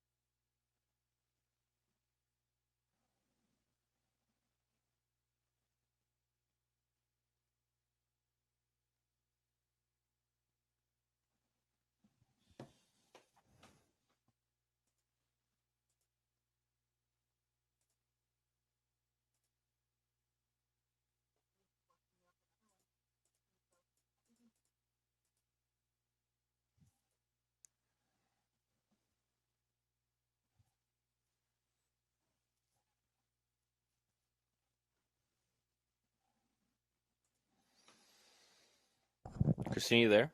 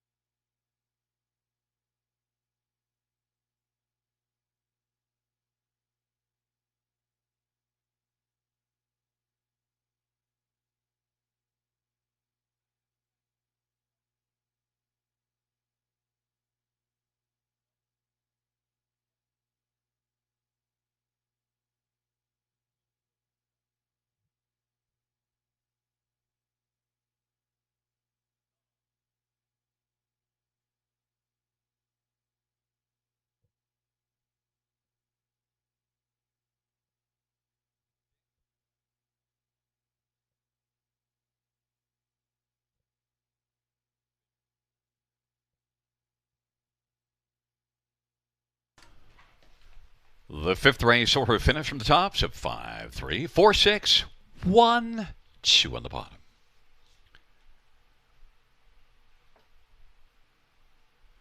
And the claim.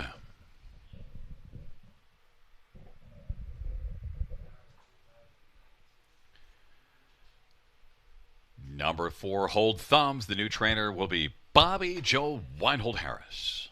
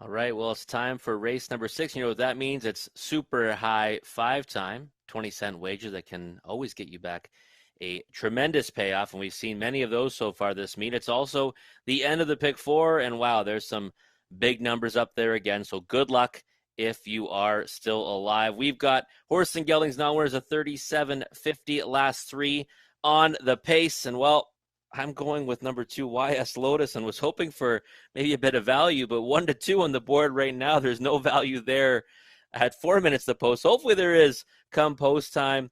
I like this horse's last effort from the 8-hole in this class. You can just really put a line through it, but that last half was pretty nice, and 56-1 and was closing really well under the wire. Did his best pacing in like the final 16th of a mile.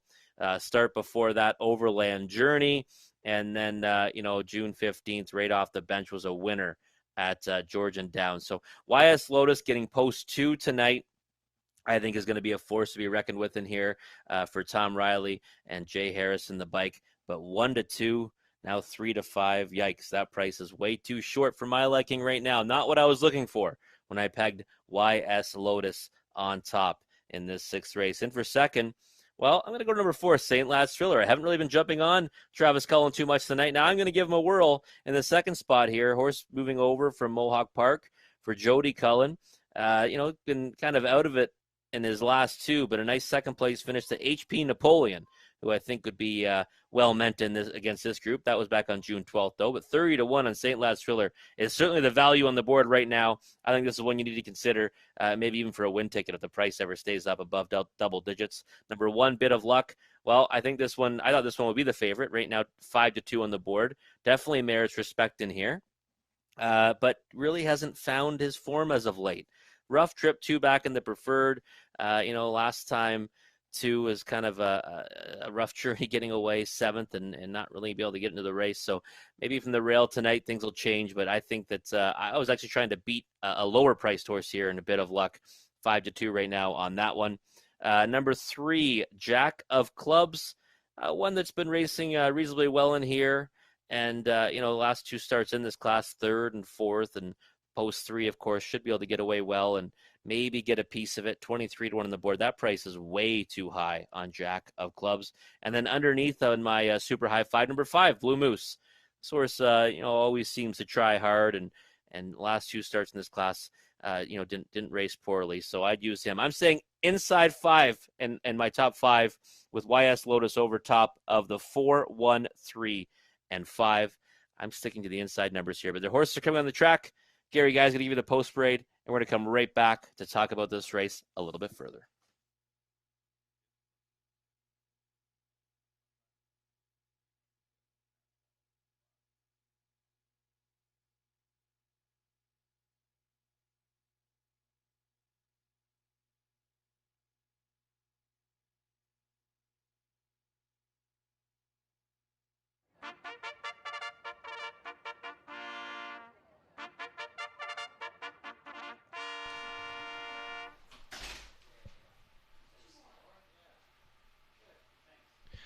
Field 4, race 6 on parade. 1, Bit of Luck. All in Calavertitious Times and Michael Goldberg.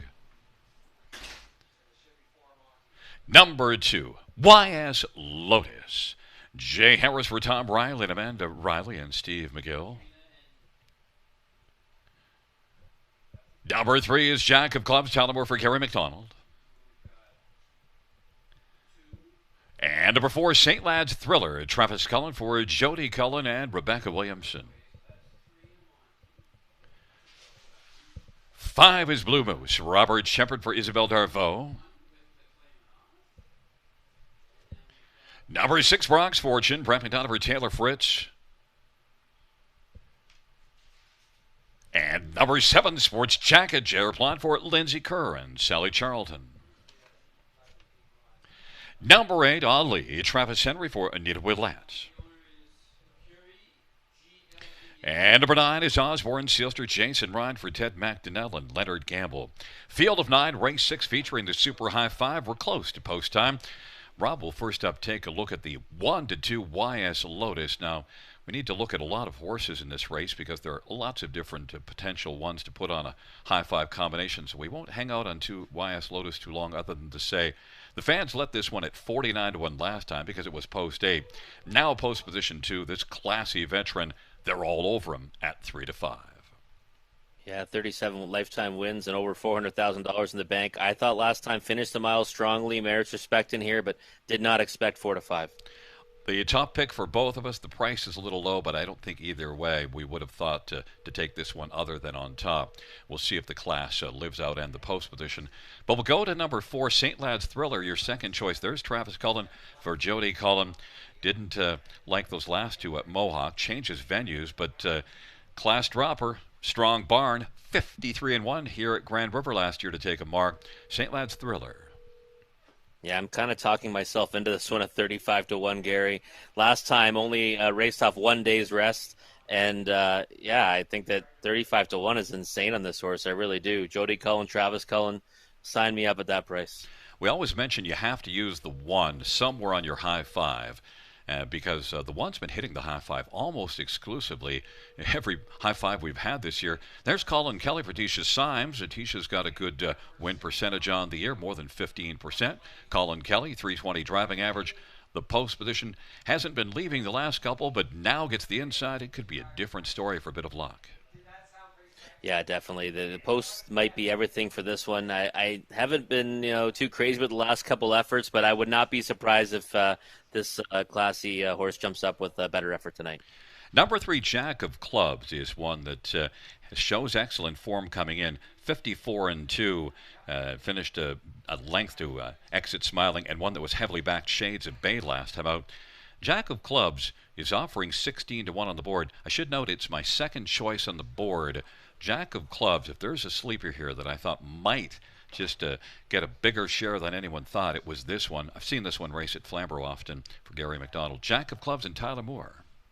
Yeah, maybe it's the 0 for 8 that's kind of making people look elsewhere, but I agree. 12-1 is still too big of a price on this horse. Like you said, in good form and certainly can get a big piece of this.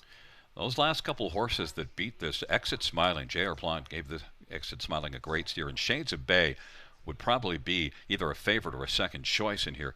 Jack of Clubs at 9-1 seems really nice. Number 6, Brock's Fortune, is one that you left off your top 5, and I did use this one in the 4 spot. Yes, the post position is really the key factor. Tougher now. Certainly raced really well, though, the last 3 starts, and was good here, went to the front, and was second to Premier Joy, who was definitely the best one in that race. Yeah, moving up in class, but like you just noted, probably a tougher version of that class last time with Premier Joy, and this one was a runner-up. So, I certainly can't fault anyone for using this horse underneath a 30-1. Well, a good measuring stick also, June the 15th at Georgian Downs. YS Lotus won that race, but this one cut the whole mile and then got beaten 2 lengths to YS Lotus. So, really, from 30-1 to 2 lengths in behind YS Lotus, a little bit of that is the post, but I think also a little bit of it is an overreaction. Number 7, Sports Jacket, J.R. Plot for Lindsay Kerr. Both very strong factors in here. A 400-plus driver and a barn that's sporting a 380-plus. 5 out of 6 in the top 3 on the year. And shows racing off the pace in 52 at Woodbine last race. Yeah, that was in a race, though, for claimers. It says condition, but it was for claimers of a certain amount or less. So I don't know. I think that's class disadvantage for this horse and post disadvantage. For me, no more than a play on the bottom end of the super high five. I did note that 54-3 back half, though. If this field in any way comes back to a Sports Jacket, if there's a little bit of a early speed battle, this is probably one that could be flying late if it could go that way. And you'd get 40-1 to sneak this one on towards the bottom of the ticket or higher. You did use number 5, Blue Moose, on your ticket. Isabel Darvaux, hard to leave her off the ticket. Blue Moose was beaten only 2 1/4 last time out and was in behind Jack of Clubs, who was 3rd. Blue Moose was 5th, and 3rd here the start before that. Yeah, he's no stranger to these classes, and he certainly has been one that can pick up pieces, and he's done it throughout his career. So I think this is one that you want to have on the bottom ends of your ticket, and another one that's going off at a big number, 25-1. Well, it's an interesting field, but the fans have tabbed the classy number 2 YS Lotus as the 4-5 betting favorite. It is a field of 9, this dash featuring the Super High 5, and they're taking up positions. Bit of luck. YS Lotus, Jack of Clubs on the inside. The center, St. Lad's Thriller, and Blue Moose. And to the outside, Brock's Fortune, Sports Jacket, and Ali. And the second tier, Osborne Sealster. It's a field of 9. It's the 6th race. They're at the top of the stretch. Here they come. Giddy up. Field for the 6th race.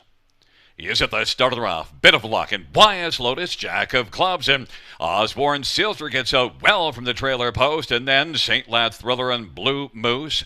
Then it is Brock's Fortune, Sports Jacket, and All Lee, and they work on into the backstretch. Bit of luck, and Colin Kelly has the lead right now. Advantage is about 2 1/4. YS Lotus is forwardly placed, racing second. Osborne Sealster did a nice job from the trailer post to get out third. Jack of Clubs is in possession of fourth, and then St. Lad's Thriller mid-pack fifth. Then it is back to Blue Moose, Brock's Fortune, Sports Jacket, and All Lee has got a punch-out 8 to get on by and win. 27-2 is the opening quarter. It is Bit of Luck as they race off the turn. YS Lotus second. Osborne Sealster is racing position third as they come on towards us and roll up to the half. Jack of Clubs is racing fourth. St. Lad's Thriller is fifth. Blue Moose is position sixth. Field is still in single file fashion off a lively half of 55-4. Then Brock's Fortune, Sports Jacket, and All Lee. It is Bit of Luck and Colin Kelly doing all the heavy lifting so far. YS Lotus, though, is getting a trip. Osborne Sealster to the inside. Jack of Clubs now. Jack of Clubs going to show his hand on the outside and is moved up and is taken over third. And there goes St. Lad's Thriller to the outside as it is Bit of Luck who races on to 3/4 off that lively half of 55-4. And it is Bit of Luck and Jack of Clubs to the outside. YS Lotus on the inside. And then St. Lad's Thriller and Osborne Sealster and Blue Moose and Brock's Fortune. Up 3/4, 124-3. And Bit of Luck continues. Bit of Luck still has a couple of length cushion. On down the stretch drive they come. Bit of Luck is your winner and takes it by about 3. Then second is between YS Lotus and Osborne Sealster. 153-2. Bit of Luck. 9-5 on the board.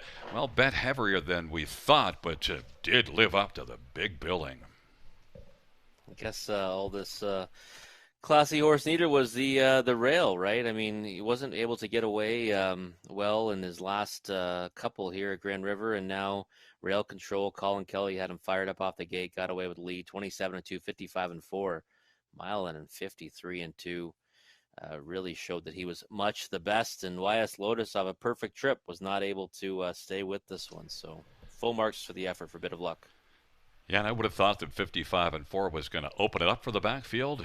It didn't open up anything. Bit of luck. Tisha Symes and Colin Kelly scoring just a second win on the year, 20th lifetime. Certainly showed those speed marks of 51 last year and 51 this year.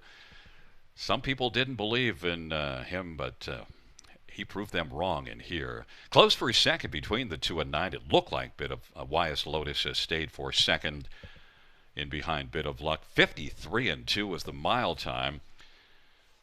We'll see what the high 5 is going to pay, but we did get some low-priced ones up near the top of the ticket. 12935. There is a Jack of Clubs, my second choice, finishing fourth, and you managed to get Blue Moose onto the bottom of the ticket at 13-1. Yeah, I like the inside numbers, Gary, and the horse I left off was the other inside horse, Osborne Sealster, who, I'll be honest, Osborne Sealster's biggest strength is leaving out. I didn't think it was going to happen tonight following Bit of Luck, but wow, if I knew this horse was going to fly off the wings like that, then Osborne Sealster got a nice trip in behind to land third at 12-1. 12935's the top 4. Bit of Luck wheeling back in front of us, a 6-year-old Camlock Bay horse. Owned by Michael Goldberg, Tisha Symes, the trainer. Colin Kelly is the winning driver. It's the second win this year, the 20th lifetime for Bit of Luck. 153-2. Didn't need any luck, just talent got the job done in the 6th.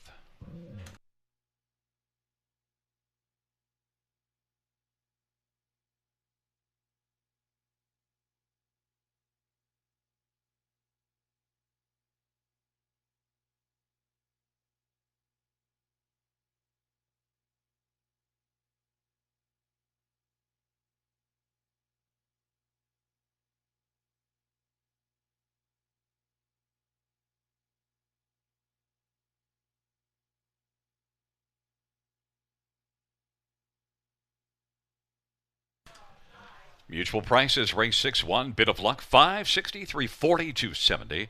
2Y as Lotus, 330, 280, 9 odds, Warren Sealster, 310. The $2 exactor, $13.20 try, $37.45.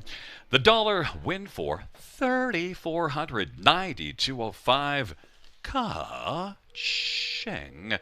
Dollar high five, $362.35.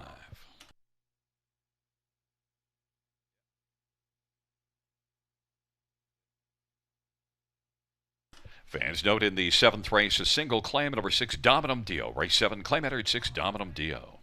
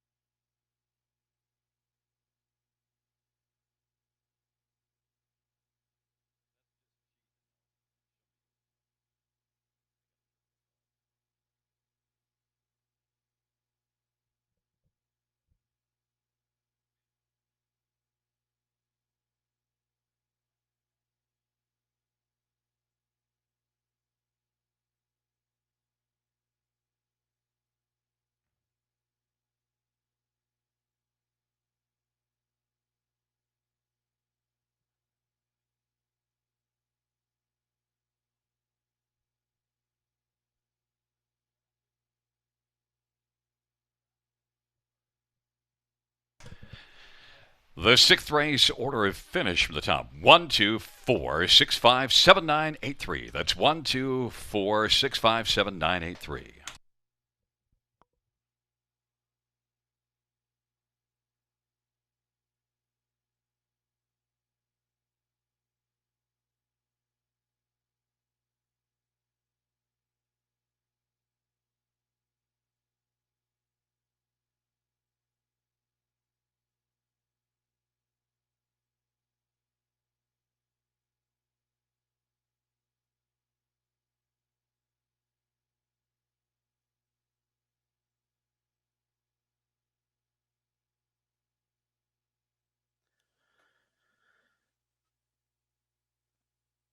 All right, we're going to move to race number 7, and this time we're on the trot for non-winners of 1,500 last 3. And in this one, well, hopefully I land on a price here, and that's number 2, Wings Up. I thought this one, might enjoy the easier go of it here at Grand River Raceway after racing his last two at Mohawk Park.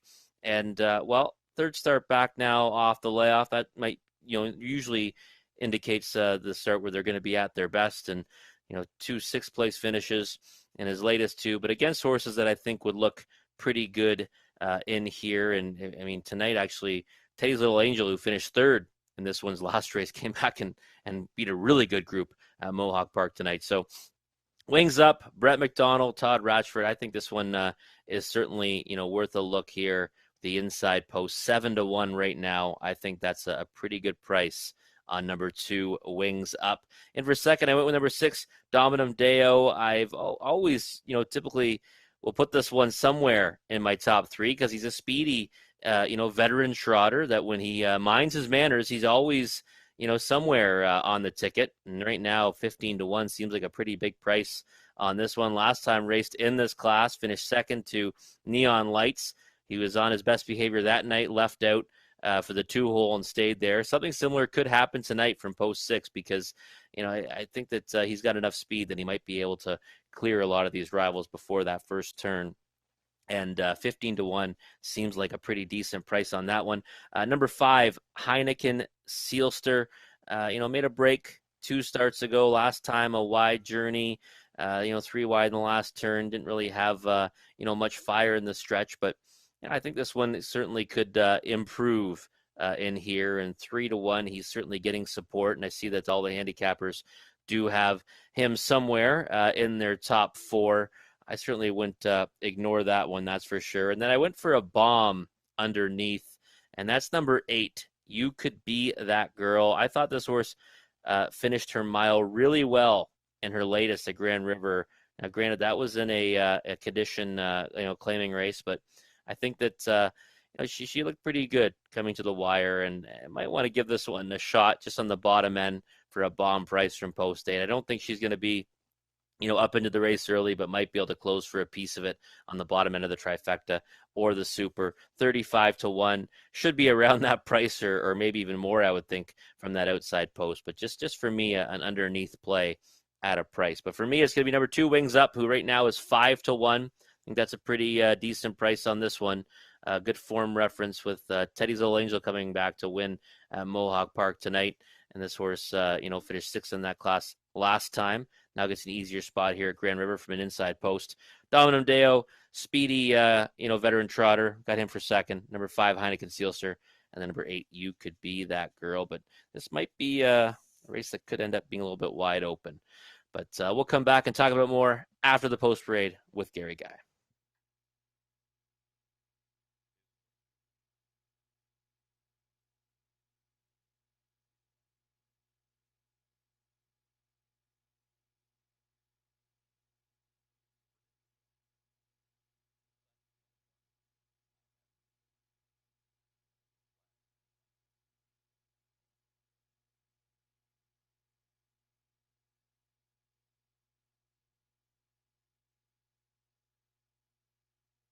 We got the timing of our show.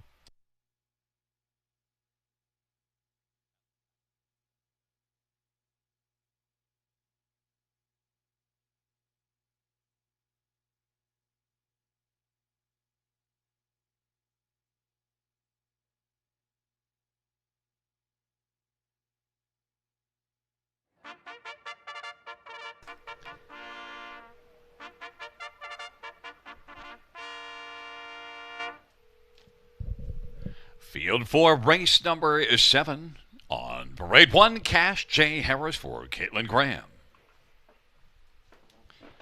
Number 2, Wings Up, Brett McDonough for Todd Ratchford and Cleveland Walters. And number 3, Wings of Ballakeel, Patrick Shepard for Triple S Equine. And number 4, Hetty's Magic, Paul McKenzie for Gerard Demers. 5 is Heineken Sealster, Bruce Richardson for Don Lindsay and Glenn Lindsay. Number 6, Dominum Dale, Robert Shepard for Terry Gallant and Alan Kepfer. Claim entered. Number 7, Precious C, Jean McGuire for Gerard McGuire. And the bright, you could be that girl. Ryan DeRoche for Dolores Basilone. And Laces Racing. 9 is scratched. Field of 8, race number 7. We get lower level trotters. So let's get a look at this field. And, well, Rob, Wings Up is the one that you have on top. Now comes in from a Mohawk. And you do see a 55 and 4 mile there, only 2 races to go, which is a good comparative speed mile to this field and the better post position. And right now sitting at 5-2. Your thoughts? Yeah, third start back, and that inside post, easier competition. And I don't know if you saw it tonight, Gary, but Teddy's Little Angel was victorious against much tougher at Mohawk Park tonight in 54 and 2. Now, obviously, she jumped up big time from that last effort where she was third, and this one wasn't too far off her, but still a decent form reference. And I don't know, I just think this one might really enjoy this class today. You know, Rob, one thing I often like doing with the cheaper trotters is not taking the most logical one on top, because if there's a race where it tends to open up for a different outcome is the lower level trotters. At least that's my thinking. Number 6, Dominum Dio. Claim is in, and I thought that might drive down the odds, but so far it has not. And Dominum Dio, I thought raced pretty well here last time out, and finished the mile with a good back half, beaten only a length. Yes, it's a tougher post position, but he's got back class, and he also can get off the gate well. Yeah, for sure, and I love that about this horse. Any horse that has speed on a half is one you always have to consider. And, I mean, we would probably bet Neon Lights right back in here, right? And this horse was a runner-up to him, just a length off him at the wire last time. Granted, 21-1 last time, now 7-1, but still, actually, you're right, though. A bigger price than I was expecting, especially when I heard the claim was in. And if you go back looking, finished a second at Euclid at Georgian Downs after going to the front from post 6. Euclid is a good measuring stick, and beat Euclid last time out, finishing second in front of Euclid third here. Dominum Dio is 7-1. There's number 5, Heineken Sealster, Equipment Chain. Open to Swedish Blind, and did race well for a chunk, although didn't fire a lot late into the mile, but still overall from the trailer post, at least did look good for a piece. Might make that piece a bigger piece here. Yeah, and trailing post now to post 5. I mean, obviously, you wish she was a little more inside, but I prefer the nose on the gate. Kind of an interesting journey last time. I think this one certainly has a chance in here. I probably want more than 5-1, but I think it's definitely one you have to consider. If you're going to hit one with a bit of a price to bomb onto your top 4 all the way to the outside, you could be that girl. We went with different ones with the same top 3, but your 4th one is You Could Be That Girl. So I'll let you tell me why at 23-1 now this one could get onto the ticket. Well, you had mentioned, right, in these races sometimes, it can kind of fall apart at times, or maybe you'll see some inconsistent form. And I just thought this one finished her mile really well last time, and it kind of caught my eye. And I know this is probably a much tougher group, even though it is one of the lower conditions. But I think that this horse can sneak onto the bottom end of the super and maybe even the trifecta, 24-1. I thought she'd be a bigger price than that, I'll be honest, Gary. I really did. But I think she's worth using underneath anyways. Well, still is right now tied for the longest shot on the board at 25-1 with number 4, Hetty's Magic, who is sent out by Gerard Demers. There's another sleeping price. Paul McKenzie, Gerard Demers. We've seen that act before here in the winner's circle. But I used number 3, Wings of Ballakil, for 4th, 8-1. Battled first up. Now tailed off a little bit late, but was good for a long chunk of the race. It gets a little bit better post position. Wings of Ballakil, 8-1. Yeah, classy mare too, right? 32 lifetime wins, over $250,000 in the bank. I think that 8-1 is probably an inflated price on this one. Certainly capable of winning this race. Anything close to her best day. Your top pick, Wings Up, is now the 9-5 betting favorite. I've got number 6, Dominum Dio, at 5-1. It is a field of 8 taking up positions, and it'll be Cash and Wings Up with Wings of Ballakil in the center, Hetty's Magic, and Heineken Sealster to the outside, Dominum Dio, Press UC, and You Could Be That Girl.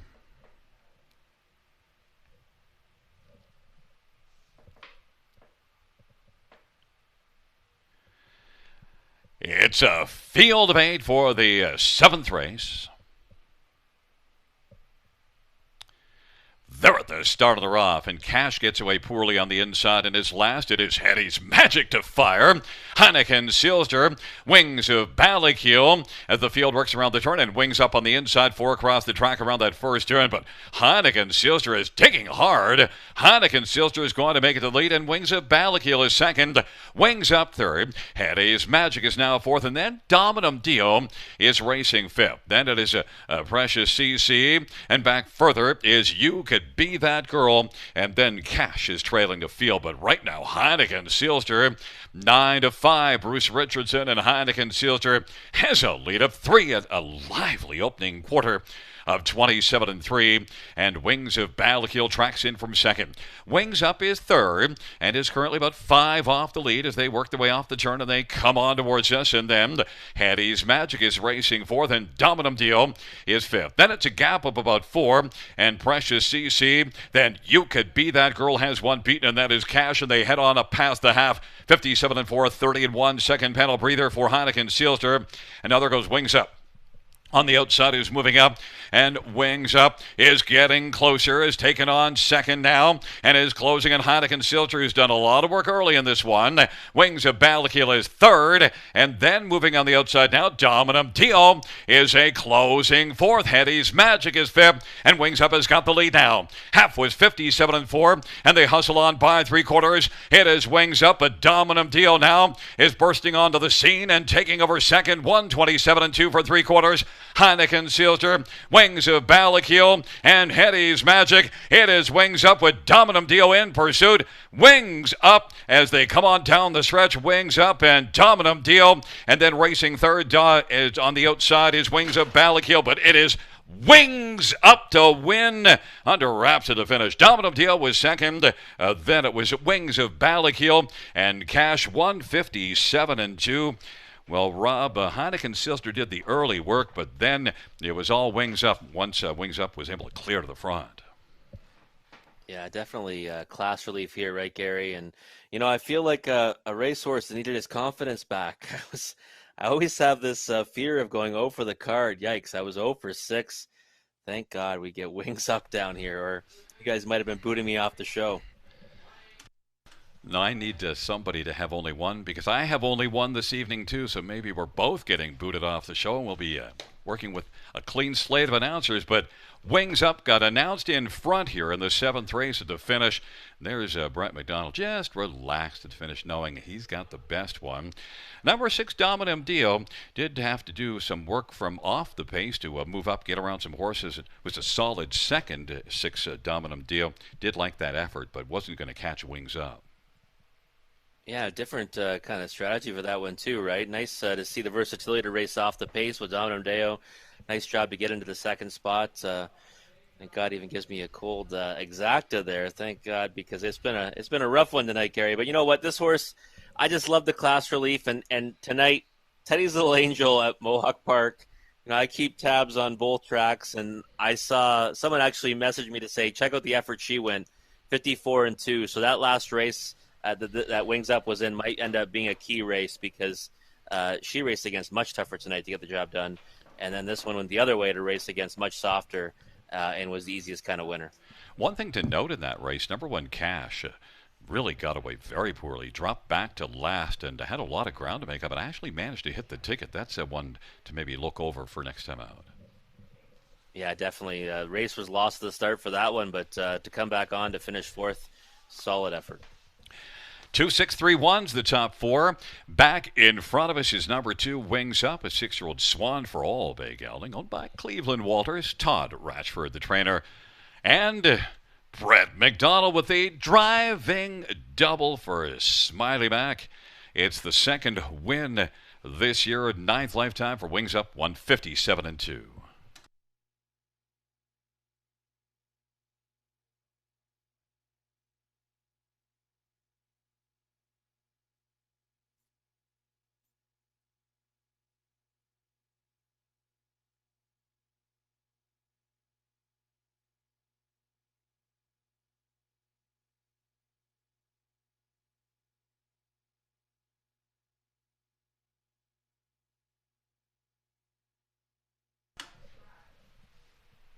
The seventh race payouts at 2 Wings Up. 480, 280, 280, 6 Dominum Deal, 410, 343. Wings of Ballakeel, 590. Dollar pick 3, 54.15. $2 exactor at $24.60. Dollar try, $42.30. Dollar super, $150.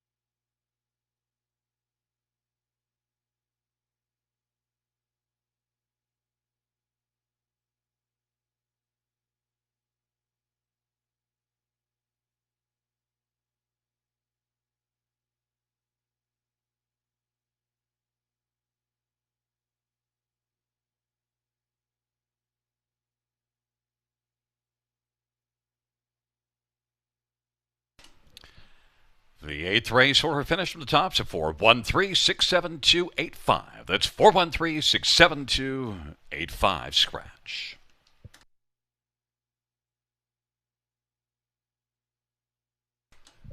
Note we have a single claim on one note to self Hanover and 3 claims on 2 Monte Mono.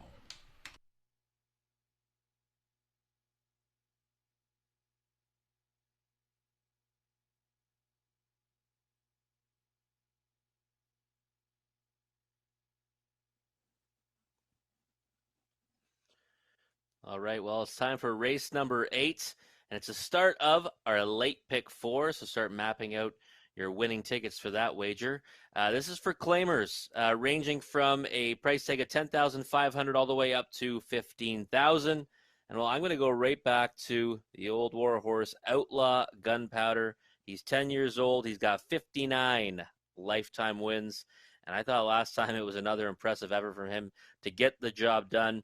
He, didn't look like he was going to be a winner. He was looked like he was kind of toiling on the outside, but this horse knows where the wire is, and he surged in the stretch to get the job done for Travis Cullen. Trained by Jody Cullen, one of 2 Cullen pupils in the race. I'm going to go with Outlaw Gunpowder on top, hoping that he'll come right back.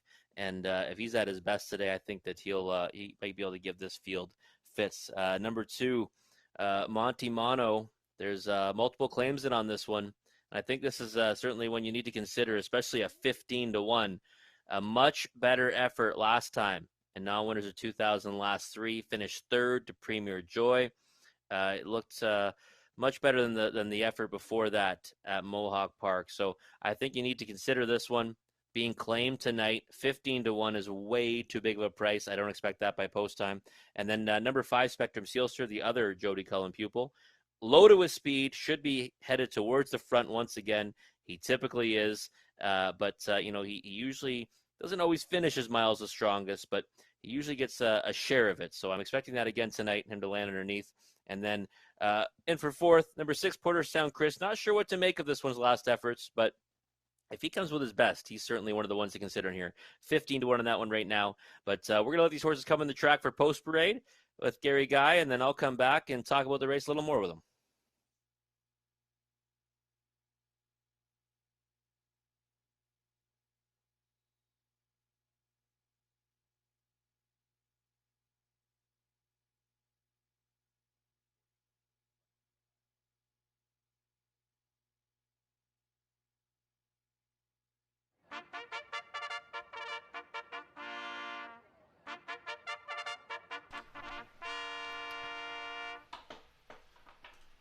Field for the 8th on parade. 1 note to South Hanover. Jay Harris for Ken Oliver and Milton Young. Claim entered. Number 2, Monty Mono. Robert Shepard for Clayton Miller and Natasha Miller. 3 claims. 3 is Outlaw Gunpowder. It's Travis Cullen for Jody Cullen. Number 4, Better's Victory Austin Story for Gary Bishop and Courtney Bishop. 5 is Spectrum Sealster, Paul McKenzie for Jody Cullen and Ron Cullen and Keith Hanna. Number 6 is Portertown's Chris, Travis Embry for Corey Johnson and Francois Morin. Number 7 is Devil's Peak, Colin Kelly for Bruce Goit and Carmelo Shime. Number 8 is Excalibur Sealster, Brent McDonough for Sandra Perot and Christoph Arthabasca. Field of 8, race number 8. And shall we get a look at this field? Well, number 3, Outlaw Gunpowder. I thought this one would be a heavy favorite, and I actually thought right. 4-5 on the board. Doesn't surprise me at all, Rob. This is a very classy veteran. Powerful barn. Travis Cullen driving. He's already got a couple of wins on the evening, and this one comes in off of a win. Outlaw Gunpowder, even money on the board, and looking sharp right now.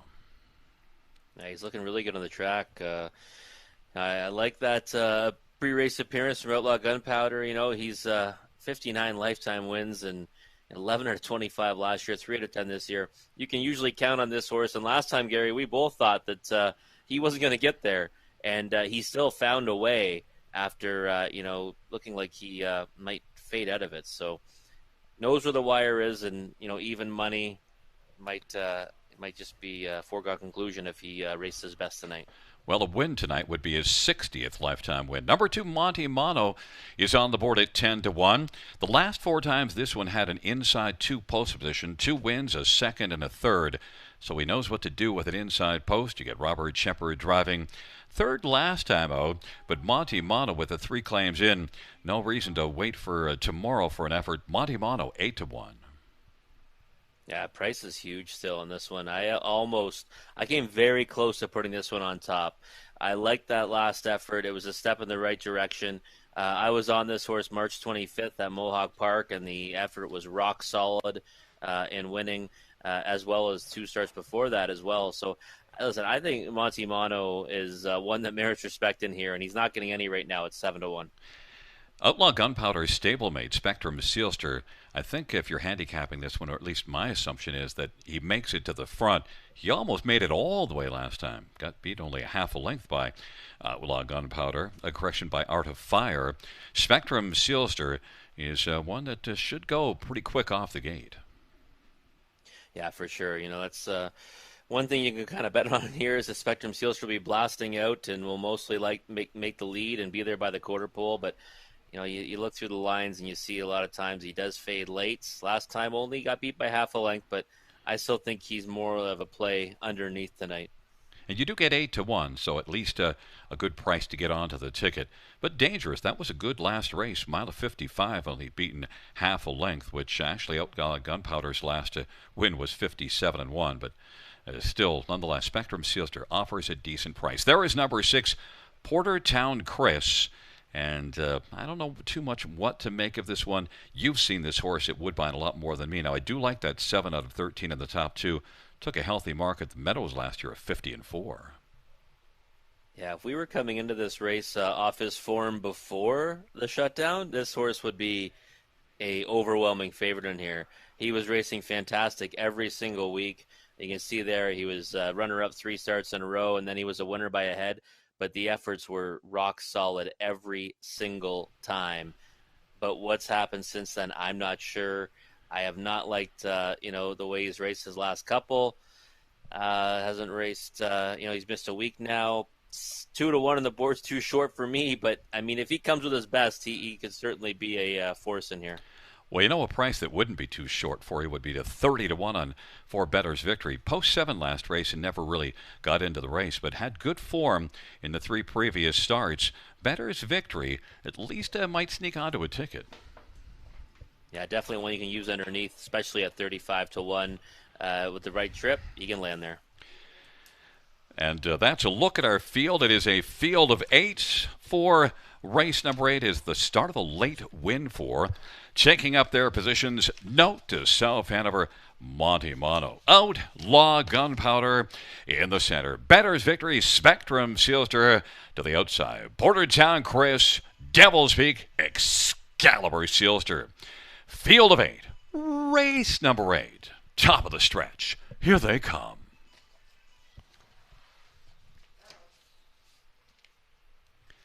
Field for the 8th race. In the stretch, gathering speed. And they're at the start of the route. Spectrum Sealster bolts off the wings, also leaving Monte Mono and Outlaw Gunpowder. Note to Self, Hanover, and Better's Victory. Then to the outside, Excalibur Sealster, Portertown Chris. Devil's Peak is trailing the field. Spectrum Sealster and Paul McKenzie has a lead of about 2 3/4 lengths. Note to Self, Hanover is second. Monte Mono is third in the early going. Outlaw Gunpowder is racing fourth. Then Excalibur Sealster, Better's Victory has a couple of beaten right now, and they are Portertown Chris and Devil's Peak, and they race on past the opening quarter. Spectrum Sealster and Paul McKenzie leads by 3 right now. Note to Self, Hanover is second, and Monte Mono is racing third, and then Better's Victory is positioned fourth as they race off the turn. Popping up from third comes Monte Mono, and Better's Victory is moved out on the back of Monte Mono, rather on the back of Outlaw Gunpowder as they race their way on towards us. Outlaw Gunpowder is racing fourth, and then fifth to the inside Excalibur Sealster. Better's Victory is sixth, and then seventh is Devil's Peak, and then Portertown Chris. They race on into the backstretch. Spectrum Sealster, Note to Self, Hanover, Monte Mono to the outside. Excalibur Sealster is racing fourth. Outlaw Gunpowder is moving up, but is still about 6 off the lead of a very sharp Spectrum Sealster. And then Better's Victory is out 3 wide. 4 wide is Portertown Chris and Devil's Peak, but Spectrum Sealster right now shows no signs of letting up. 3/4 126-1. Racing second, Note to Self, Hanover. Outlaw Gunpowder is third, but has still got a lot of work to do, but is digging and is coming forward. Excalibur Sealster, Better's Victory, and they're bunching up at the top of the stretch, and then Devil's Peak and Portertown Chris on down the stretch. Drive they come. Spectrum Sealster, Note to Self, Hanover at 12-1, and up the inside Excalibur Sealster, and they're all there across the track on the outside. Outlaw Gunpowder was close with Spectrum Sealster, Note to Self, Hanover, and Excalibur Sealster 4 across the track. In 156-1, I think we might need a photo. Yeah, that's close on the wire, Gary. And Outlaw Gunpowder did the same thing again. Looks like he might fade out of it and then just knows where the wire is and lunges late here. I think it's between the two Cullen pupils, but, I mean, you know better than I would, Gary. Well, I called it 3518, but that doesn't really mean anything. We'll just see if it pans out. We'll get a better look on the slow motion. But yeah, it was amazing because Outlaw Gunpowder, I thought going to 3/4 was out of it, and then I could tell on the final turn that well, he's still coming and he's still coming, just like last week, and he might have just gotten there. I'm thinking that he did, but we're going to know within a few seconds. And here does come the slow motion as they stride up to the finish. And Wow. ooh, it's very tight. I'll be back in a second.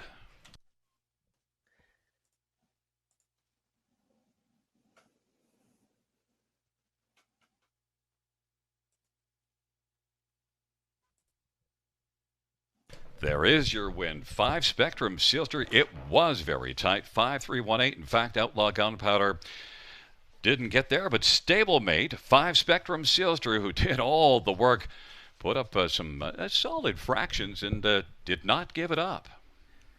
I guess we could say, this horse deserved the victory today. He always does all the work, and this time hangs on at the wire. But Outlaw Gunpowder, still impressed with that effort, even though we didn't get there. 2 weeks in a row, looked like he was going to fade out of it, and still came on strong, and this time just missed. But the Cullen pupils 1 and 2, and Spectrum Sealster finally gets to the wire first.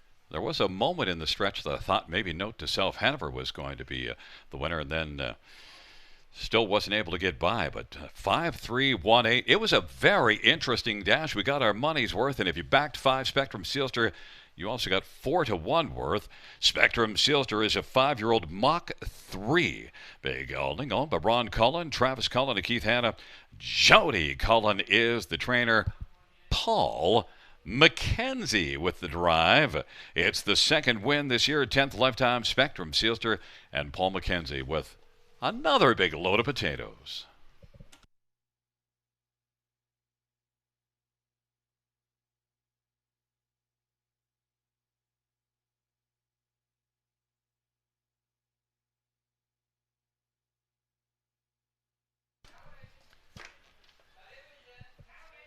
And the 8th race payouts. 5 Spectrum Sealster, 10.30 for 43.42. Rather 3 Outlaw Gunpowder, 3.73.10. 1 Note to Self Hanover, 4.10. $2 Exactor, 35.70. Dollar Try, 83.90. Dollar Super, 425.85.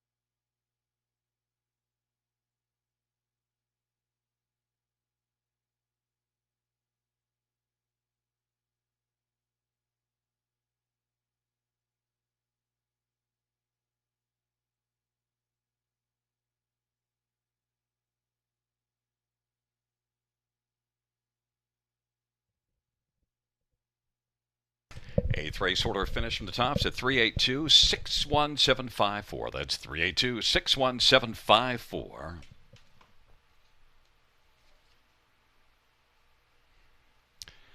And the claims out of the eighth race. Well, one, note to self, Hanover, the trainer, Daryl Laver. The owner will be Rick Ryer. Number 2, Monte Mono, Jason Mitchell owns and trains.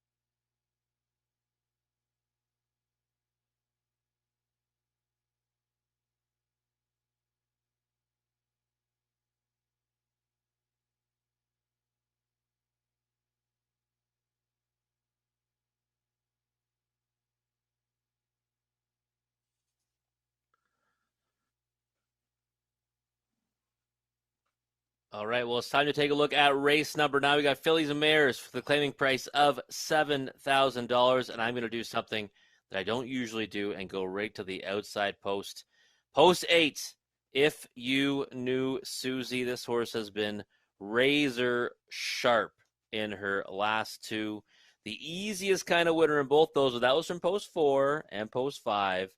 And everyone's going to say, wow, Robert, you always say, stay away from that outside gate. Well, I'm going to go right back to this one. And I'm going to hope that she can get away well enough off the gate that she'll be, in a position where she can somehow get to the lead, maybe by the halfway point or so. But I think she's raced good enough, even in that closing effort on June 14th, that she can come from off the pace as well if she needs to.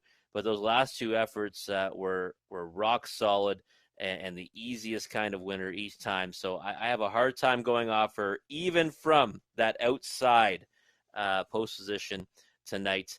For second, I'm going back to number 1, Dry Creek Image. Now, right now, this horse is taking all the money at 3-5, and I get it. Rail control this time, much better post than If You Knew Susie, but, the last 2 times, she really hasn't been close to that one. Granted, she has gone difficult first over trips. Maybe it works out different tonight. I just don't know if she can get to that one right now.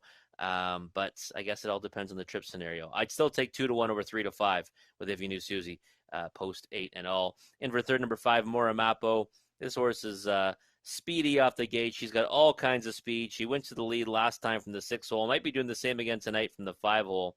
And she stuck around to finish third, 22-1 last time. So certainly capable of doing that in here, I would say. And you know what? That one's scratched. I totally missed that. So my bad, guys. Let's get with the game here. Round number 3, Edam's Princess is who I'd go to then in the third spot. And last time closed to finish 4th to If You Knew Susie. I think this one with the inside post has a chance to land underneath, but I do think this is most likely a 2-horse race between Dry Creek Image and If You Knew Susie. And again, 5-2 right now. Post 8, I get it.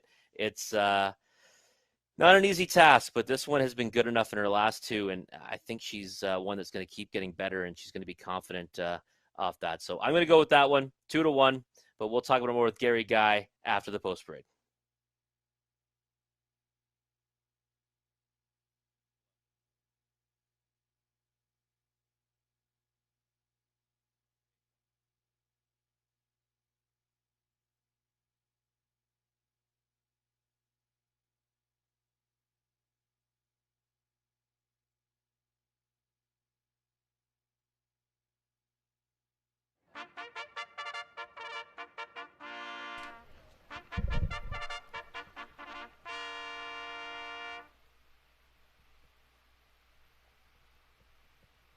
Field 4, race number 9 on Parade 1, Dry Creek Image, Austin. Sorry for Joe Pereira. Number 2, Edam's Trauma, wrapping down for Michelle Bowen and Felix Racing. Number 3, Edam's Princess, Travis Edward for Scott Friend and Jeffrey Williamson.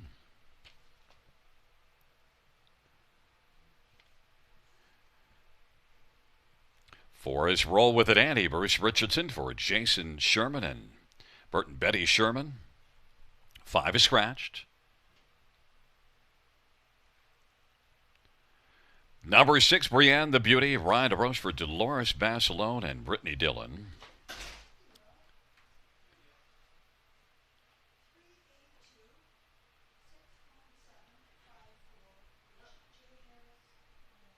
Number 7, I'm a Debutante, Challenger for Gary McDonald.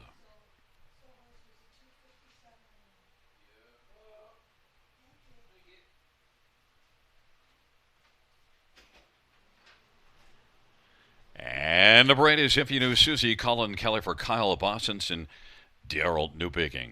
A field of 7, race number 9 with the 5 scratched. And, well, right now the torque board does say that it is a 2-horse race. First up, we're going to stay right with number 8, If You Knew Susie, on the track. And, Rob, I would say that if the post positions between the 8 and 1 were even, I would be on If You Knew Susie as my winner. But you are looking right now at 5-1. The problem will be, does this one fire and leave? Because went to the front end and won both of them last time out. Did race from off the pace 3 starts ago, and we saw Random Miraggio leave from an outside post and gun to the front earlier in this evening. That didn't work well.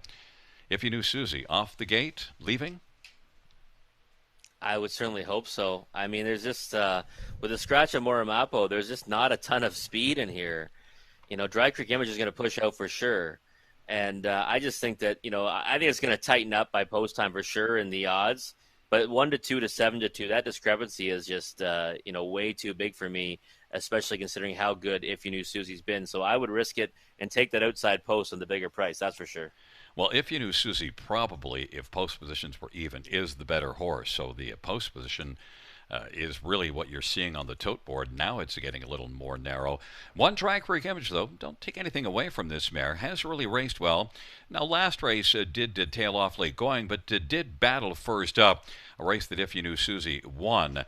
And, battling first up against that one really did in Dry Creek Image. And Dry Creek Image and Austin Sorry 3-5, getting a lot of love down to the inside. Yeah, I mean, I get why the horse is taking so much support, but, I just, those 2 efforts last time, it's going to be hard for her to go park the roof from the rail tonight. Last time, having the better post position to If You Knew Susie, she was a rock-solid winner by 4 lengths, but I think If You Knew Susie's really evolved since then. So, again, now the odds tightening up now, 4-5 versus 2-1, but, I'd still be on If You Knew Susie, even at those odds. Now, we talked about those first 2 as probably the ones to get off the gate the best, but the next one I think likely to get off the gate is 3 Edam's Princess. Didn't leave last week, but that was an outside post position. But you do see this one brushing out fairly often. Was a 4-time winner last year, and overall shows enough form to be the next player after those 2. And you're looking at 20-1. Right now isn't the 3rd choice on the board, even though it is both of us having this one as our 3rd selection. I'm a little bit surprised by that, actually. And again, we might see that change by post time. 19-1 on this one seems like a inflated number. Obviously, the top 2 horses right now are taking all the money, but right now the 4 Roll With Annie at 9-2. This one at 24-1. This one to me was the clear one and logical one for me to use. Underneath those other 2. There is number 4, Roll With It Annie, getting way more money than I would have expected at 9-2 on the board. Now, did battle first up at Clinton, but did tail away quite a bit. Raced well at Clinton to start before. That was a big effort at Clinton, but still, it's a mile of 2 minutes and 3, and then the form before that wasn't all that spectacular. Does once in a while, though, come up with an effort, and was a decent earner last year. Roll With It Annie, though, is getting a bet way more than you would have to think at 9-2. Not? Yeah, maybe the board speaking to us here, Gary, because I think that's a lot more support than I expected too. 9-2 seems like a really short price on this one. 5-1 now, even that number, like I would say under 12-1 would be too short for me. I think that she can maybe get a small share of it. I'll tell you a horse that's dropping, and I don't particularly think maybe to play on the ticket, But 7, I'm a debutante, raced against much tougher here last time out. The start just before that actually raced in a company sort of close to this one. Beaten 2.5. In fact, Coal Creek Lacey won that one, and Moramapa was third. I'm a debutante is 22 to 1. Maybe that's one that could fit on the ticket if it wasn't the 3 or 4. Yeah, this is one that you had me watching last time. I think you mentioned this one as a long shot play, and I certainly think that using this one for third or fourth at 21 to 1, is not the worst play in the world, because last time she was in against these types, she finished fourth. So I think you can definitely use this one in the ticket. We're close enough to post time now with the odds. I'll tell you right now on even money with 8, if you knew Susie, I would actually go to the 2 to 1 on Dry Creek Image. Would you stay on your outside? No, and I'm going to stick with her. I'll just stick with my original picks. Locked in. I'll stay with If You Knew Susie. Locked in at 4 to 5 on the board. Well, it's the one the fans have locked in and brought it down to a favorite status, taking up positions. Dry Creek Image, Edam's Trauma on the inside, Edam's Princess, and Roll With It, Annie, and Brienne the Beauty in the center to the outside. I'm a debutante. If You Knew Susie.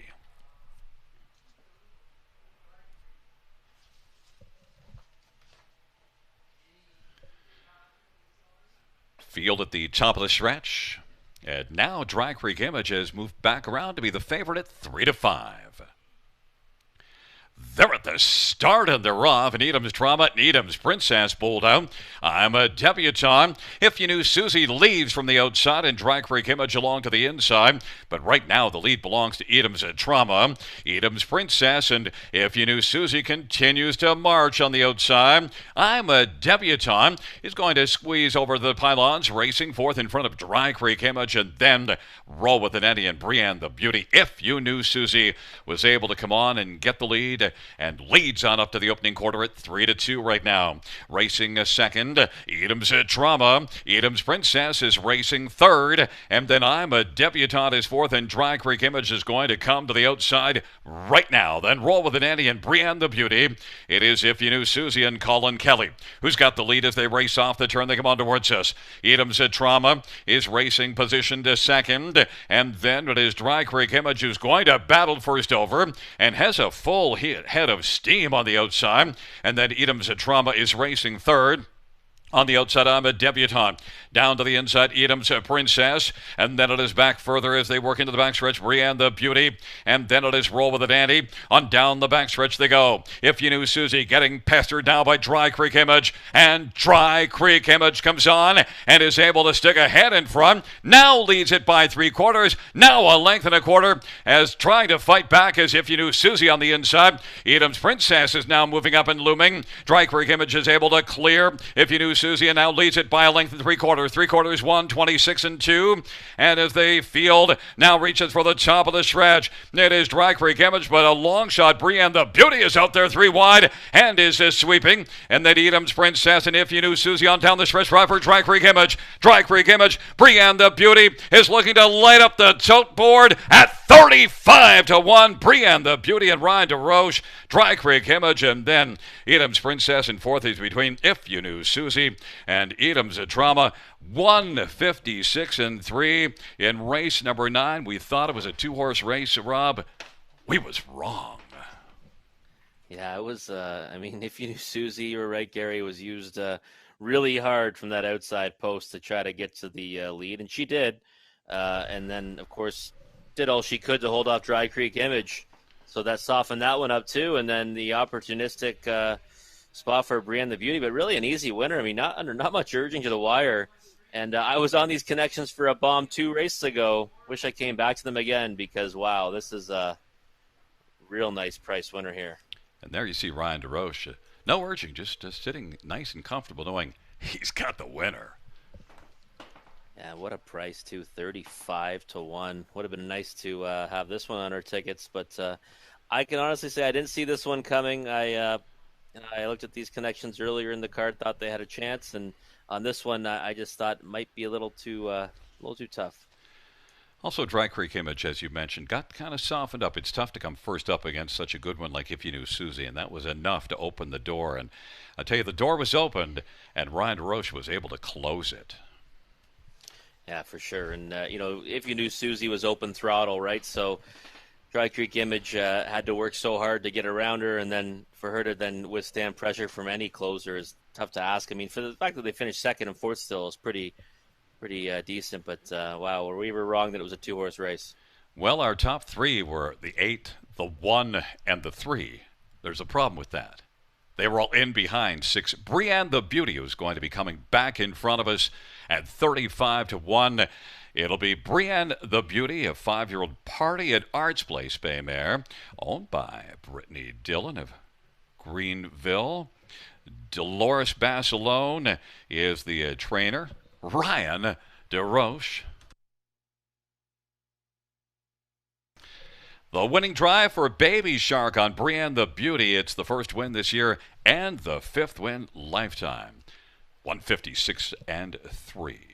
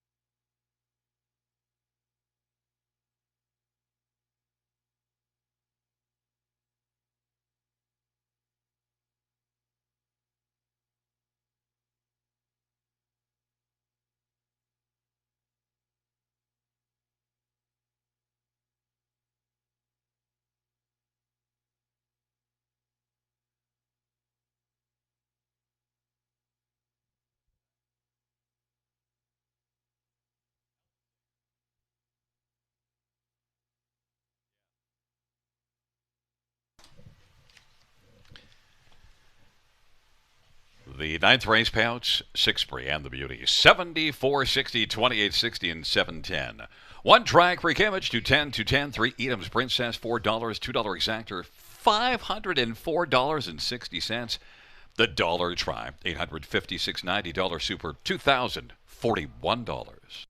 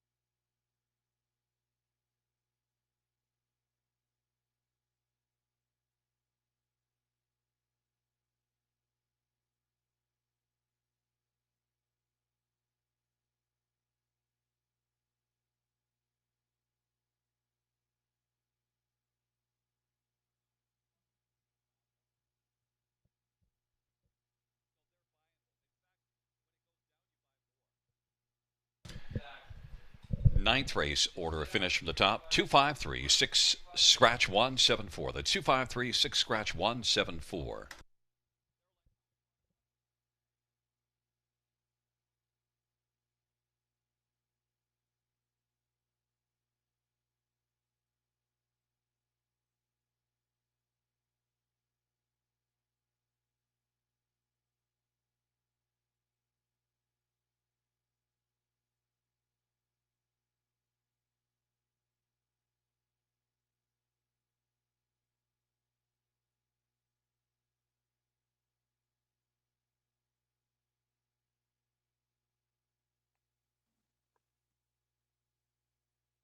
All right. Well, it's been a rough night at the office for this guy, but we got two races left, including our feature in the last. But first, we're going to go to race number 10. It's the start of the late double.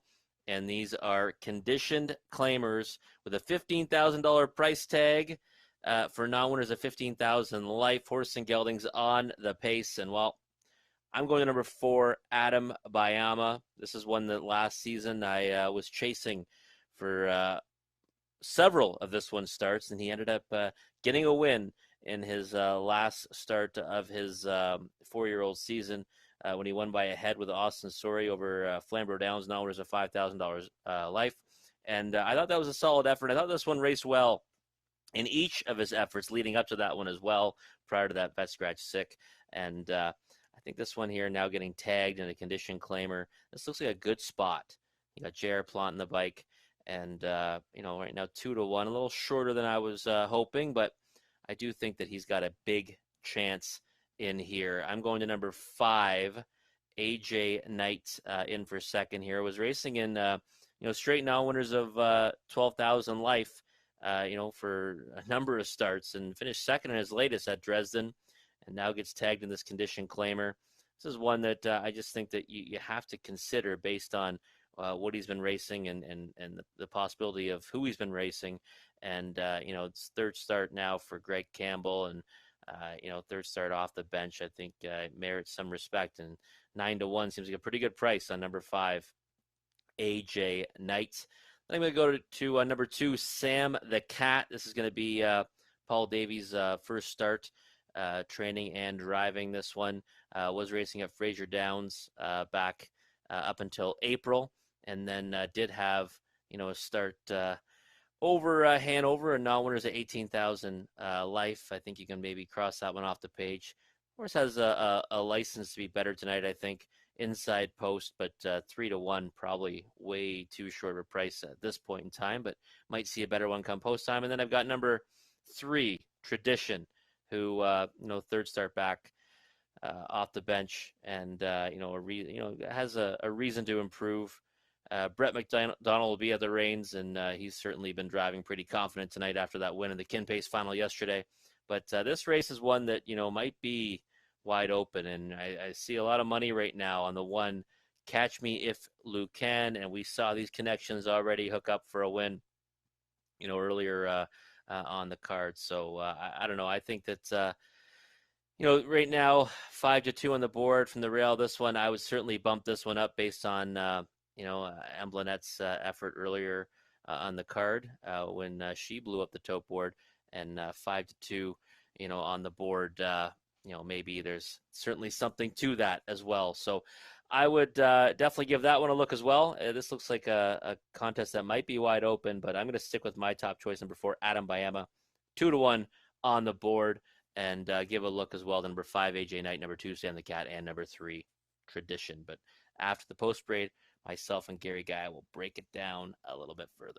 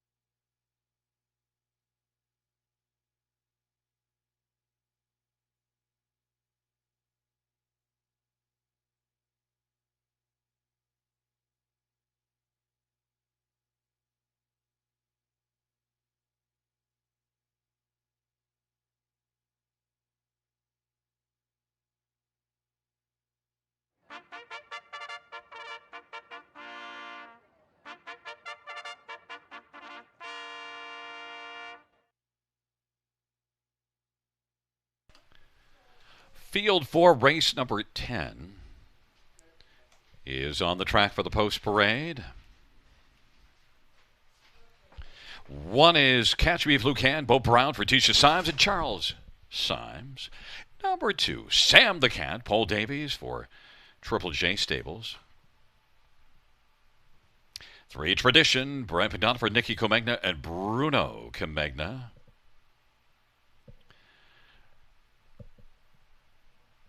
Number 4 is Adam Bayama, J.R. Plot for Stefan LeBrock. 5 is AJ Knight Tullamore for Greg Campbell and Angelo DeLellis. Number 6, Joe's Credit, Austin Sorry for Corey Fuller and Jim Wilson. And number 7, Deputy Sealster Travis Henry for Dale Fritz and Michael Sawyer and Edward Aitchison and BWP Stable. Field of 7, race number 10, start of the late daily double. Well, Rob, we have vastly different opinions here on this race, so we will start off with your opinion at number 4, Adam Bayama. Now, it's making a first start since the middle of September last year, but was good last year. You don't mind that layoff here, taking this one on top, Rob? The qualifier was decent against Captain Video at Mohawk Park and wasn't asked to do a whole lot in there. Looks good on the track right now. And I finally got this one in the winner's circle when I did play him back in September at Flamborough Downs, and I thought that was a decent enough effort. And I thought this horse just raced well, in a number of spots last season, and now gets tagged in this race in this condition claimer. I don't know. I went to him hoping he'd be a bit of a price. 3-1, certainly better than what he opened at, but I was hoping maybe for more than that too. Well, if we're following the early money, Adam Bayama, that's often been a tip here this year. There's 5, AJ Knight. Tyler Moore gets the catch drive for Greg Campbell. You do have to like that last start at Dresden from the trailer post. Was 12 lengths back at the quarter. Came on to be beaten just 2.5 lengths. That was a solid outing, and one that's, made the top 3 in 4 out of 6 this year. Yeah, this one's the value for me right now. I really surprised 14-1. I guess 10-1 in the morning line, and I like horses that come from racing in open non-winners company, and they now find a similar condition claimer with a similar lifetime earnings cap. That's what this one's doing here, and 16-1 is a giant size price. There's number 2, Sam the Cat and Paul Davies, and was good last year in limited action as a 2-year-old, but so far as a 3-year-old has had 4 tries without a top 3. That last start here, unfortunate, a no contest, but at least got out a tour on the track, but hasn't raced since the 12th of June at Hanover. Really, the recent form isn't great, but if you go back, you do see this one at Fraser Downs showing some decent speed last year, so maybe Sam the Cat could be better and race more like what he's capable of. Right now, 8-1. You get a fair price. Yeah, putting this one underneath for me was just hoping that he finds, his old form now under the care of Paul Davies. And, I figured we'd get around this price 8-1 and, again, worth a shot underneath, that's for sure. Well, we finally have to get to the one that I put on top. Number 3, Tradition, actually dropped down way low a little bit back in the betting cycle, but now is back up more where I thought, because I thought this would be a price play. Brett McDonald picking up the drive for Nicky Comegna, $47,000 yearling purchase. Now, it was good in 5 starts as a 2-year-old. Things haven't gone his way as a 3-year-old. But still, overall, one thing that jumps out, I think, is the final quarters in each of the last 3 races has been finished miles strongly. But, one is a qualifier at Mohawk, but the other 2 here. But it definitely needs to leave a little better. We'll see if Brett McDonald gets this one a little more up on the rig. And you get a 6-1 at least for number 3, Tradition. Yeah, this horse has been progressing and now gets tagged in this condition claiming event. I think this one certainly has a chance, and 5-1, I think, is about the right number. Well, I'll tell you what's driving up the odds. The fans are really enamored now with Bo Brown off of that bomb that he scored earlier in the evening. One, Catch Me If You Can on the inside. The form isn't great, but people have made this one 1-2, Rob.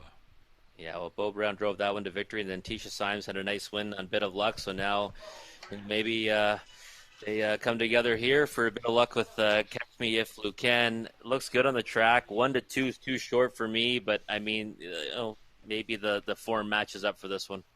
Well, it's an interesting race as we have very different opinions in this one. We'll see how that unfolds as right now, Catch Me If You Can on the inside with Sam the Cat in the center, Tradition Adam by Emma, and AJ Knight to the outside, Joe's Credit, Deputy Sealster. Field of 7, the 10th race. They're at the top of the stretch.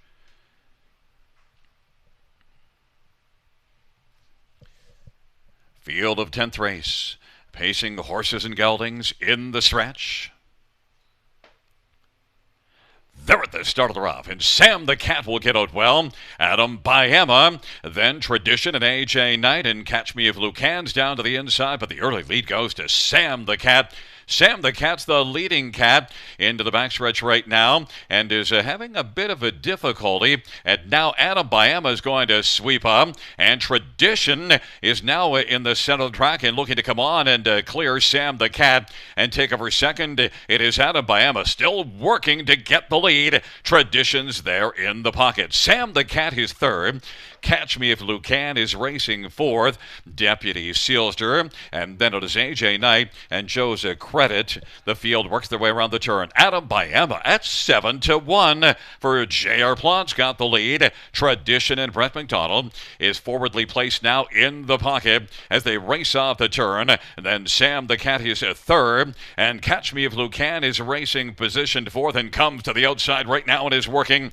And then Deputy Sealster, and then it is AJ Knight. Catch Me If You Can is worked up first over. They race into the backstretch off of 57 3/2. Adam by Emma's got the lead. Tradition is right there in the pocket. Catch Me If You Can is now come up and caught second. Tradition to the inside is third. And then racing for Deputy Sealster. And then it is Sam the Cat, who's back to fifth now, and AJ Knight. Catch Me If You Can at 1-2 on the board. Now it's come alongside Adam by Emma, those two striding together from off the pace. AJ Knight now is it charging hard on the outside. AJ Knight and Tyler Moore is looming 3 wide. And Tradition is looking for the passing lane. And then it is Deputy Sealster, and Sam the Cat went off stride. Catch Me If You Can's got the lead. Adam by Emma trying to fight back on the inside. Tradition's looking for the passing lane to the outside. AJ Knight, Tradition up the inside. Tradition, AJ Knight, Tradition up the passing lane to win it. AJ Knight was second. Then it was Adam by Emma, and Catch Me If You Can won 57-2. Tradition, Rob. Nice steer to get up the passing lane there for Tradition. Perfect trip. Adam by Emma carried this one as far as he needed to get him to the passing lane and give him a shot to win. I'll tell you one thing, though, Gary, that just broke my heart because I did take the value on AJ Knight at 17-1, and I thought he was a winner. Well, number 3, Tradition at 7-2 at least. It might not have been the price that you would have been willing to take, but it was my top selection. Yeah, I'll tell you one thing I did notice in the race that I loved. When he was sitting in the pocket going down the backstretch to 3/4, Brett didn't worry about getting uptight and being right up on the helmet. He just let his horse relax along and just needed to be there when it mattered most, and he is right there where it does matter most. Yeah, no, it was a nice slick steer there, and I guess Adam by Emma was my top selection. He did a lot of work up front and kind of tried to stick around there, but full marks for your top selection, right, Gary? Yes, it was, but I'm not bragging because, to be honest with you, that's my second winner on the night, so I really don't want to say too much. Well, I think the score is 2-1 though, so it's been a tough. Well, we've also, if you were critical of, we had a lot of favorites, or at least the favorites have done well so far in the meet. If you were critical of that, tonight was not that night, and so it's been an interesting night in terms of the tote board. Yeah, we don't usually talk about our selections before the races, but the one thing I did say to you, if you remember, tonight looked like it was going to be tough sledding, and I wish I just kind of, maybe scrambled my selections. I might have done better. It's. I think there's a lot of people saying the same thing, but that makes it fun because that's where you get the prices. You get 3 Tradition at 7-2, 17-1, 7-1, the 1-2 favorite off the top three. Back in front of us, number 3, Tradition, a 3-year-old, always be Mikey Bay Gelding, owned by Bruno Comegna, Nicky Comegna, the trainer, Brett McDonald, the winning driver, and Tradition. It's the first lifetime win. Brett McDonald victorious in 157-2.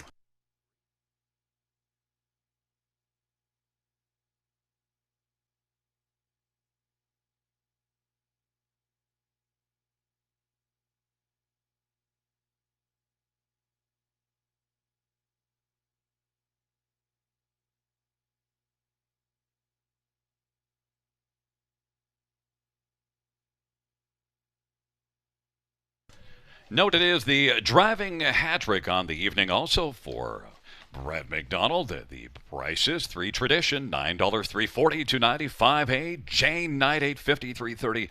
For Adam Biama, $360, $2 Exactor, $30.80, dollar Try, $127.85. The Dollar Super, $220.80.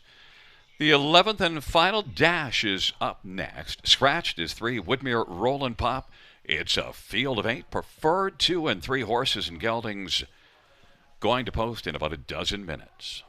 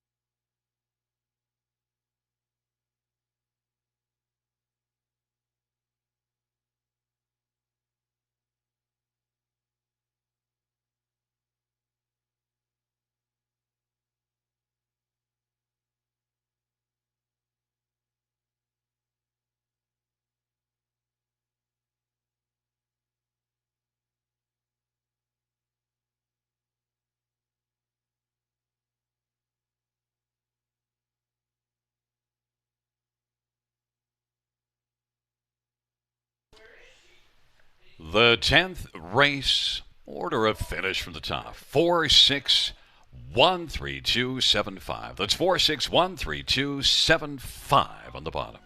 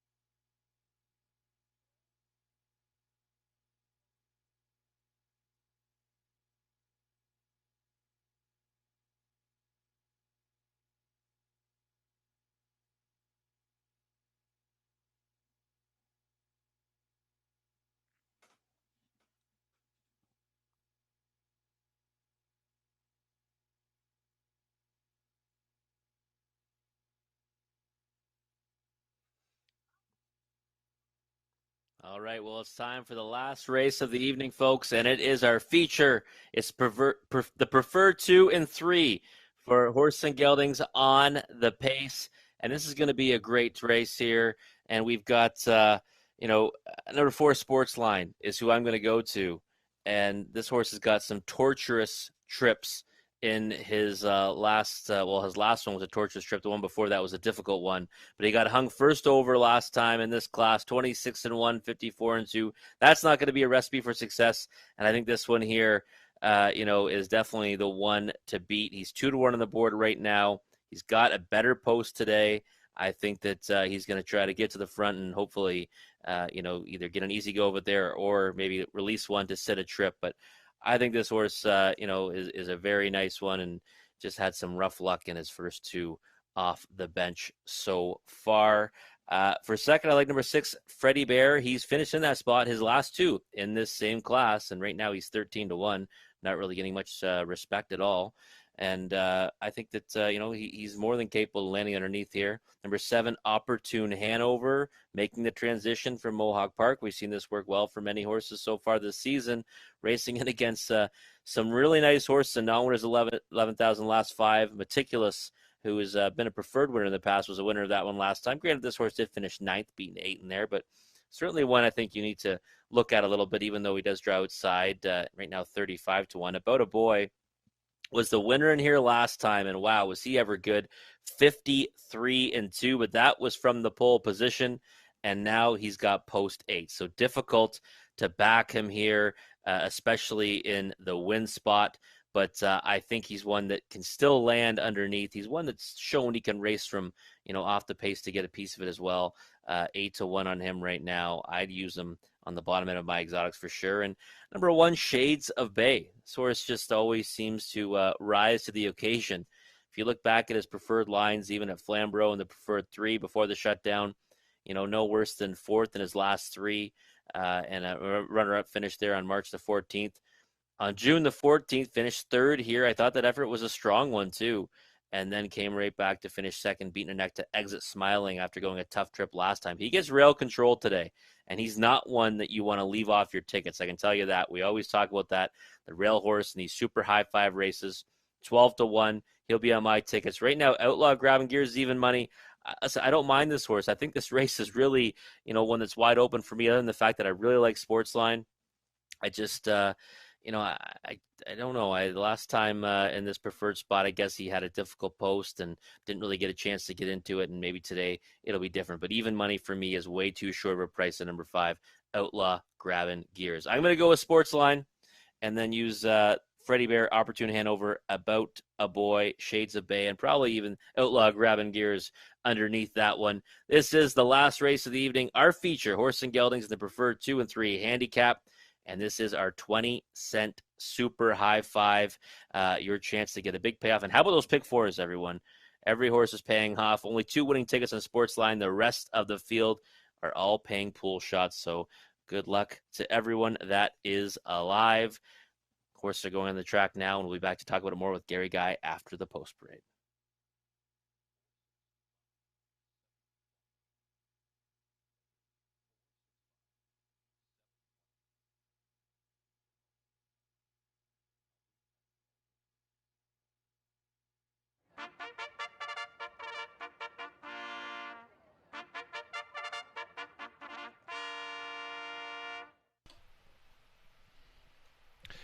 Field 4, race number 11. On parade 1, Shades of Bay, Austin Surrey for Joe Pereira and Maple Leaf Racing. Number 2, He's Got Swagger, Travis Cullen for Rachel Andrew. There's number 4, Sportsline, Bruce Richardson for Bud Sinclair and Lisa DeRoche. 5 is Outlaw Grabbing Gears, Paul Davies for Nicole Davies and Deborah Pinnell. Number 6, Freddie Bear, Jason Ryan for a numbered company from Ottawa. And number 7, Opportune, Hannibal Robert Shepard for Julie Robinson and Klein Racing. Number 8, About a Boy, Colin Kelly for Anita Willett and Luca Lett and Paul Bernard. And 9 is Carson's Shadow Travis Henry for Vicky Gregg and David Carson. It's a field of 8, race 11, preferred 2 and 3 horses and geldings. Very nice field, Rob. And I mentioned to you that I thought for certain that we would both have the same horse here in this 11th race, and we do. Sportsline. In fact, we were sitting on this one last time out and expected to be rewarded, but then the trip did us in, so we're coming back to scoop it up this time. 5-2 on Sportsline. Love this horse. Yeah, me as well, Gary. And at 5-2, I was a little bit surprised. I thought this horse would be the one taking all the money, start to finish. 6-5, Outlaw Grabbing Gears. I thought Sportsline merited the respect in here to be that kind of price, and maybe that's going to happen now as he just drops down to 2-1. 2-1 the price on our top pick, both of us. 2-1 Sportsline. Number 6, Freddie Bear. I'll confess, is a horse that I often haven't taken. In the past, he's raced better than I thought he would as well. At some point, I finally have to acknowledge that he's better than I might have given him credit for, especially considering second each of the last 2 in this class. You've got him as your second choice here, Freddie Bear. Yeah, I think he certainly is worth a look, especially underneath. And we've seen this race many times, Gary, kind of end up being wide open, even though we do think there's a logical one on top. And Freddie Bear could be one that gets, is opportunistic. He's been second on here his last 2, and he's certainly good enough to beat these on his best day. And he doesn't have to leave. 2 races ago, he was 7th at the quarter and came flying home to finish second. The last time out, final quarter was 27-4. Freddie Bear, I like that pick of yours at 11-1 for second. Number 5, Outlaw Grabbing Gears, is the 3-2 betting favorite. You go back and look at March at London in this, actually a preferred 2 straight, and won both of them. One of them was a crushing win by 5 1/4. Outlaw Grabbing Gears has not had any post position relief. 2 starts here, both post 8, but last time out, third at Georgian Downs third in 53. Outlaw Grabbing Gears, 8-5's low, but he is a really fine animal. Oh, he definitely is. And I mean, if he's ready to come back to those winning efforts like we see at the bottom of the program there, and even his last was a solid effort, he can certainly beat this group and be competitive with them. But for me, 9-5, he's starting to float up now. The price was too short, and I guess I took a stand against him. I'll tell you one horse I didn't know what to make of was 7 Opportune Hanover and Robert Shepard. The form isn't good, but also the 49-4 at Miami Valley kind of jumps off the page. And also you do see this one with some class. And even did race in 52 and change last time out at Mohawk with a 27-second final quarter. 17-1. I just didn't know. Yeah, now down to 11-1. I think this is one you need to use underneath because, I mean, he might really take to this group here tonight. And last time, Meticulous and who he was facing in that effort, I think you would take any one of those top 3 against this group. So I don't think this is one you can throw out, that's for sure. And 16-1, he's worth the play underneath. Right now, you have 22-1 on One Shades of Band. We have mentioned how many times the one horse has made the Super High 5. It's an incredible percentage. And when you're talking about Shades of Bay, this is a horse that also, just on his own merit, never mind the post position, deserves a look. Has been racing from inside post. Look at last time out, class below this, second beaten a neck. But also was in this class 2 races ago and beaten just a length to finish a third from an inside post. Shades of Bay, 19-1. Man, he kind of ended up in a tough spot in the final turn in that last start in the preferred here. I'm surprised he's not getting more respect because he's got a good post position and he's always, landed underneath them. Maybe they're afraid that, he doesn't really win often in recent history. But, I mean, 20-1's a giant-sized price. And I got to tell you, number 8, About a Boy, I did not go to either of the weddings. About a Boy got married twice, 2 wins coming into this one. So I can't go to the funeral. Post position 8, but you get 11-1 on About a Boy.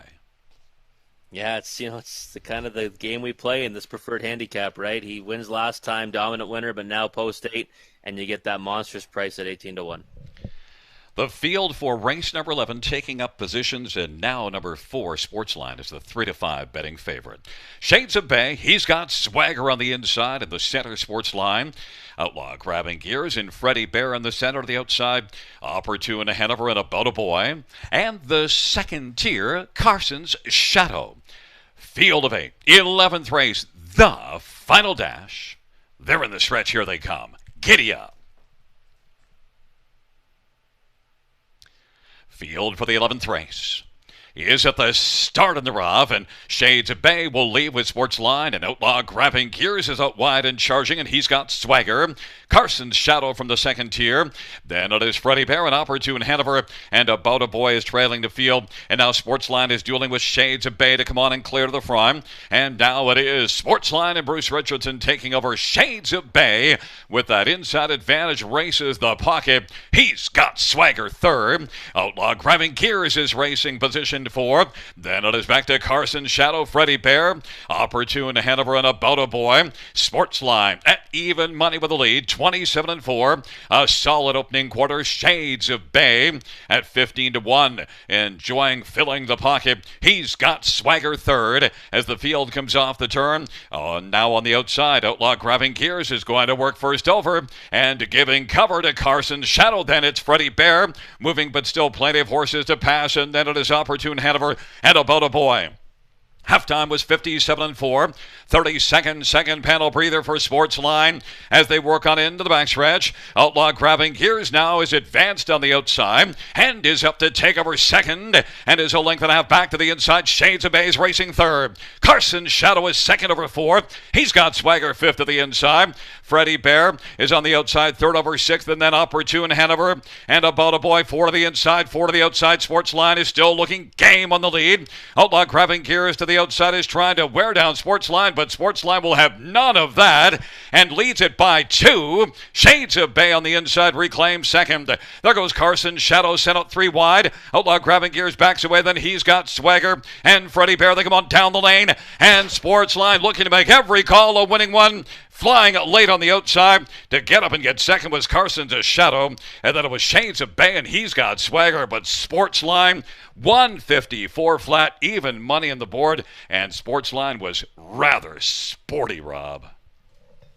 Yeah, for sure. And, when we saw that 30-second second quarter, that's a far cry from, 54 and 2.5 last time, 57 and 4.5 this time. That's what this horse needed. This horse was sitting on a win, I thought, and just got a really tough trip last time. Nice drive by Bruce Richardson this time to get this horse a nice breather, and that was it. That was all she wrote, because much the best tonight. Absolutely. And Sportsline also, tough trip last time, but said, one way to not get a tough trip, get up and get the front. And he was able to get off the gate well.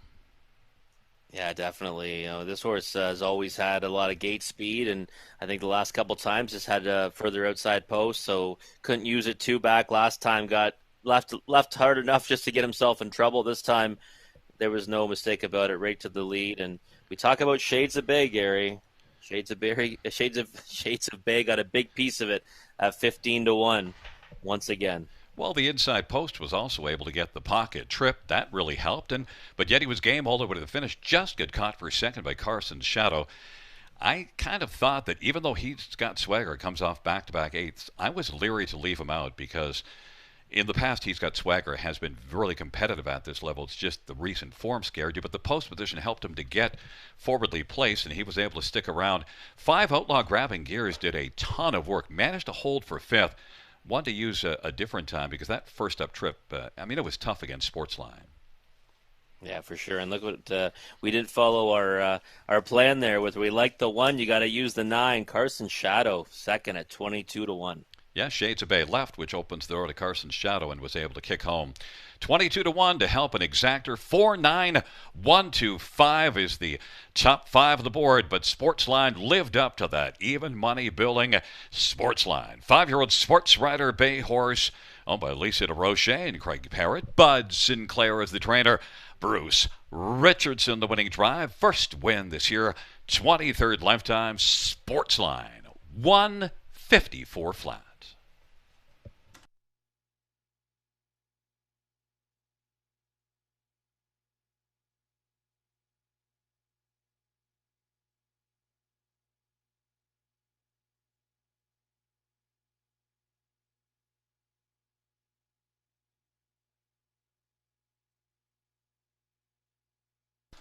11th race payouts for Sportsline for 30 to 42.10. 9 Carson Shadow 11.50 and 5.90.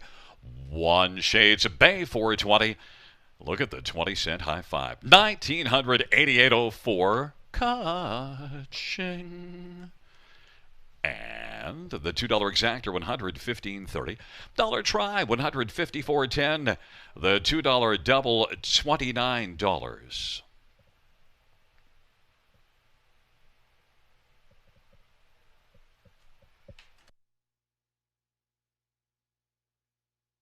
Also note the 20-cent win for, a 20-cent win for $1,950.11. Double ka-ching.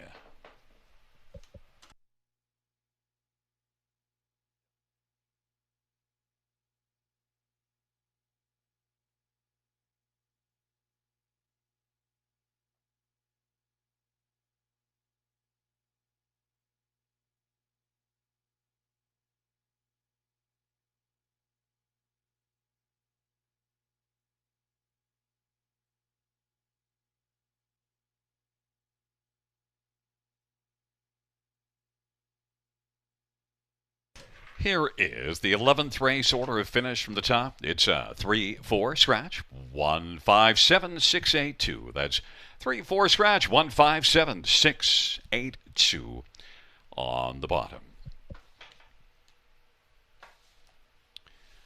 Well, fans, that does conclude the live racing program for this Monday evening. Action resumes on Wednesday. Our first race on Wednesday will go to post at 6:30 p.m.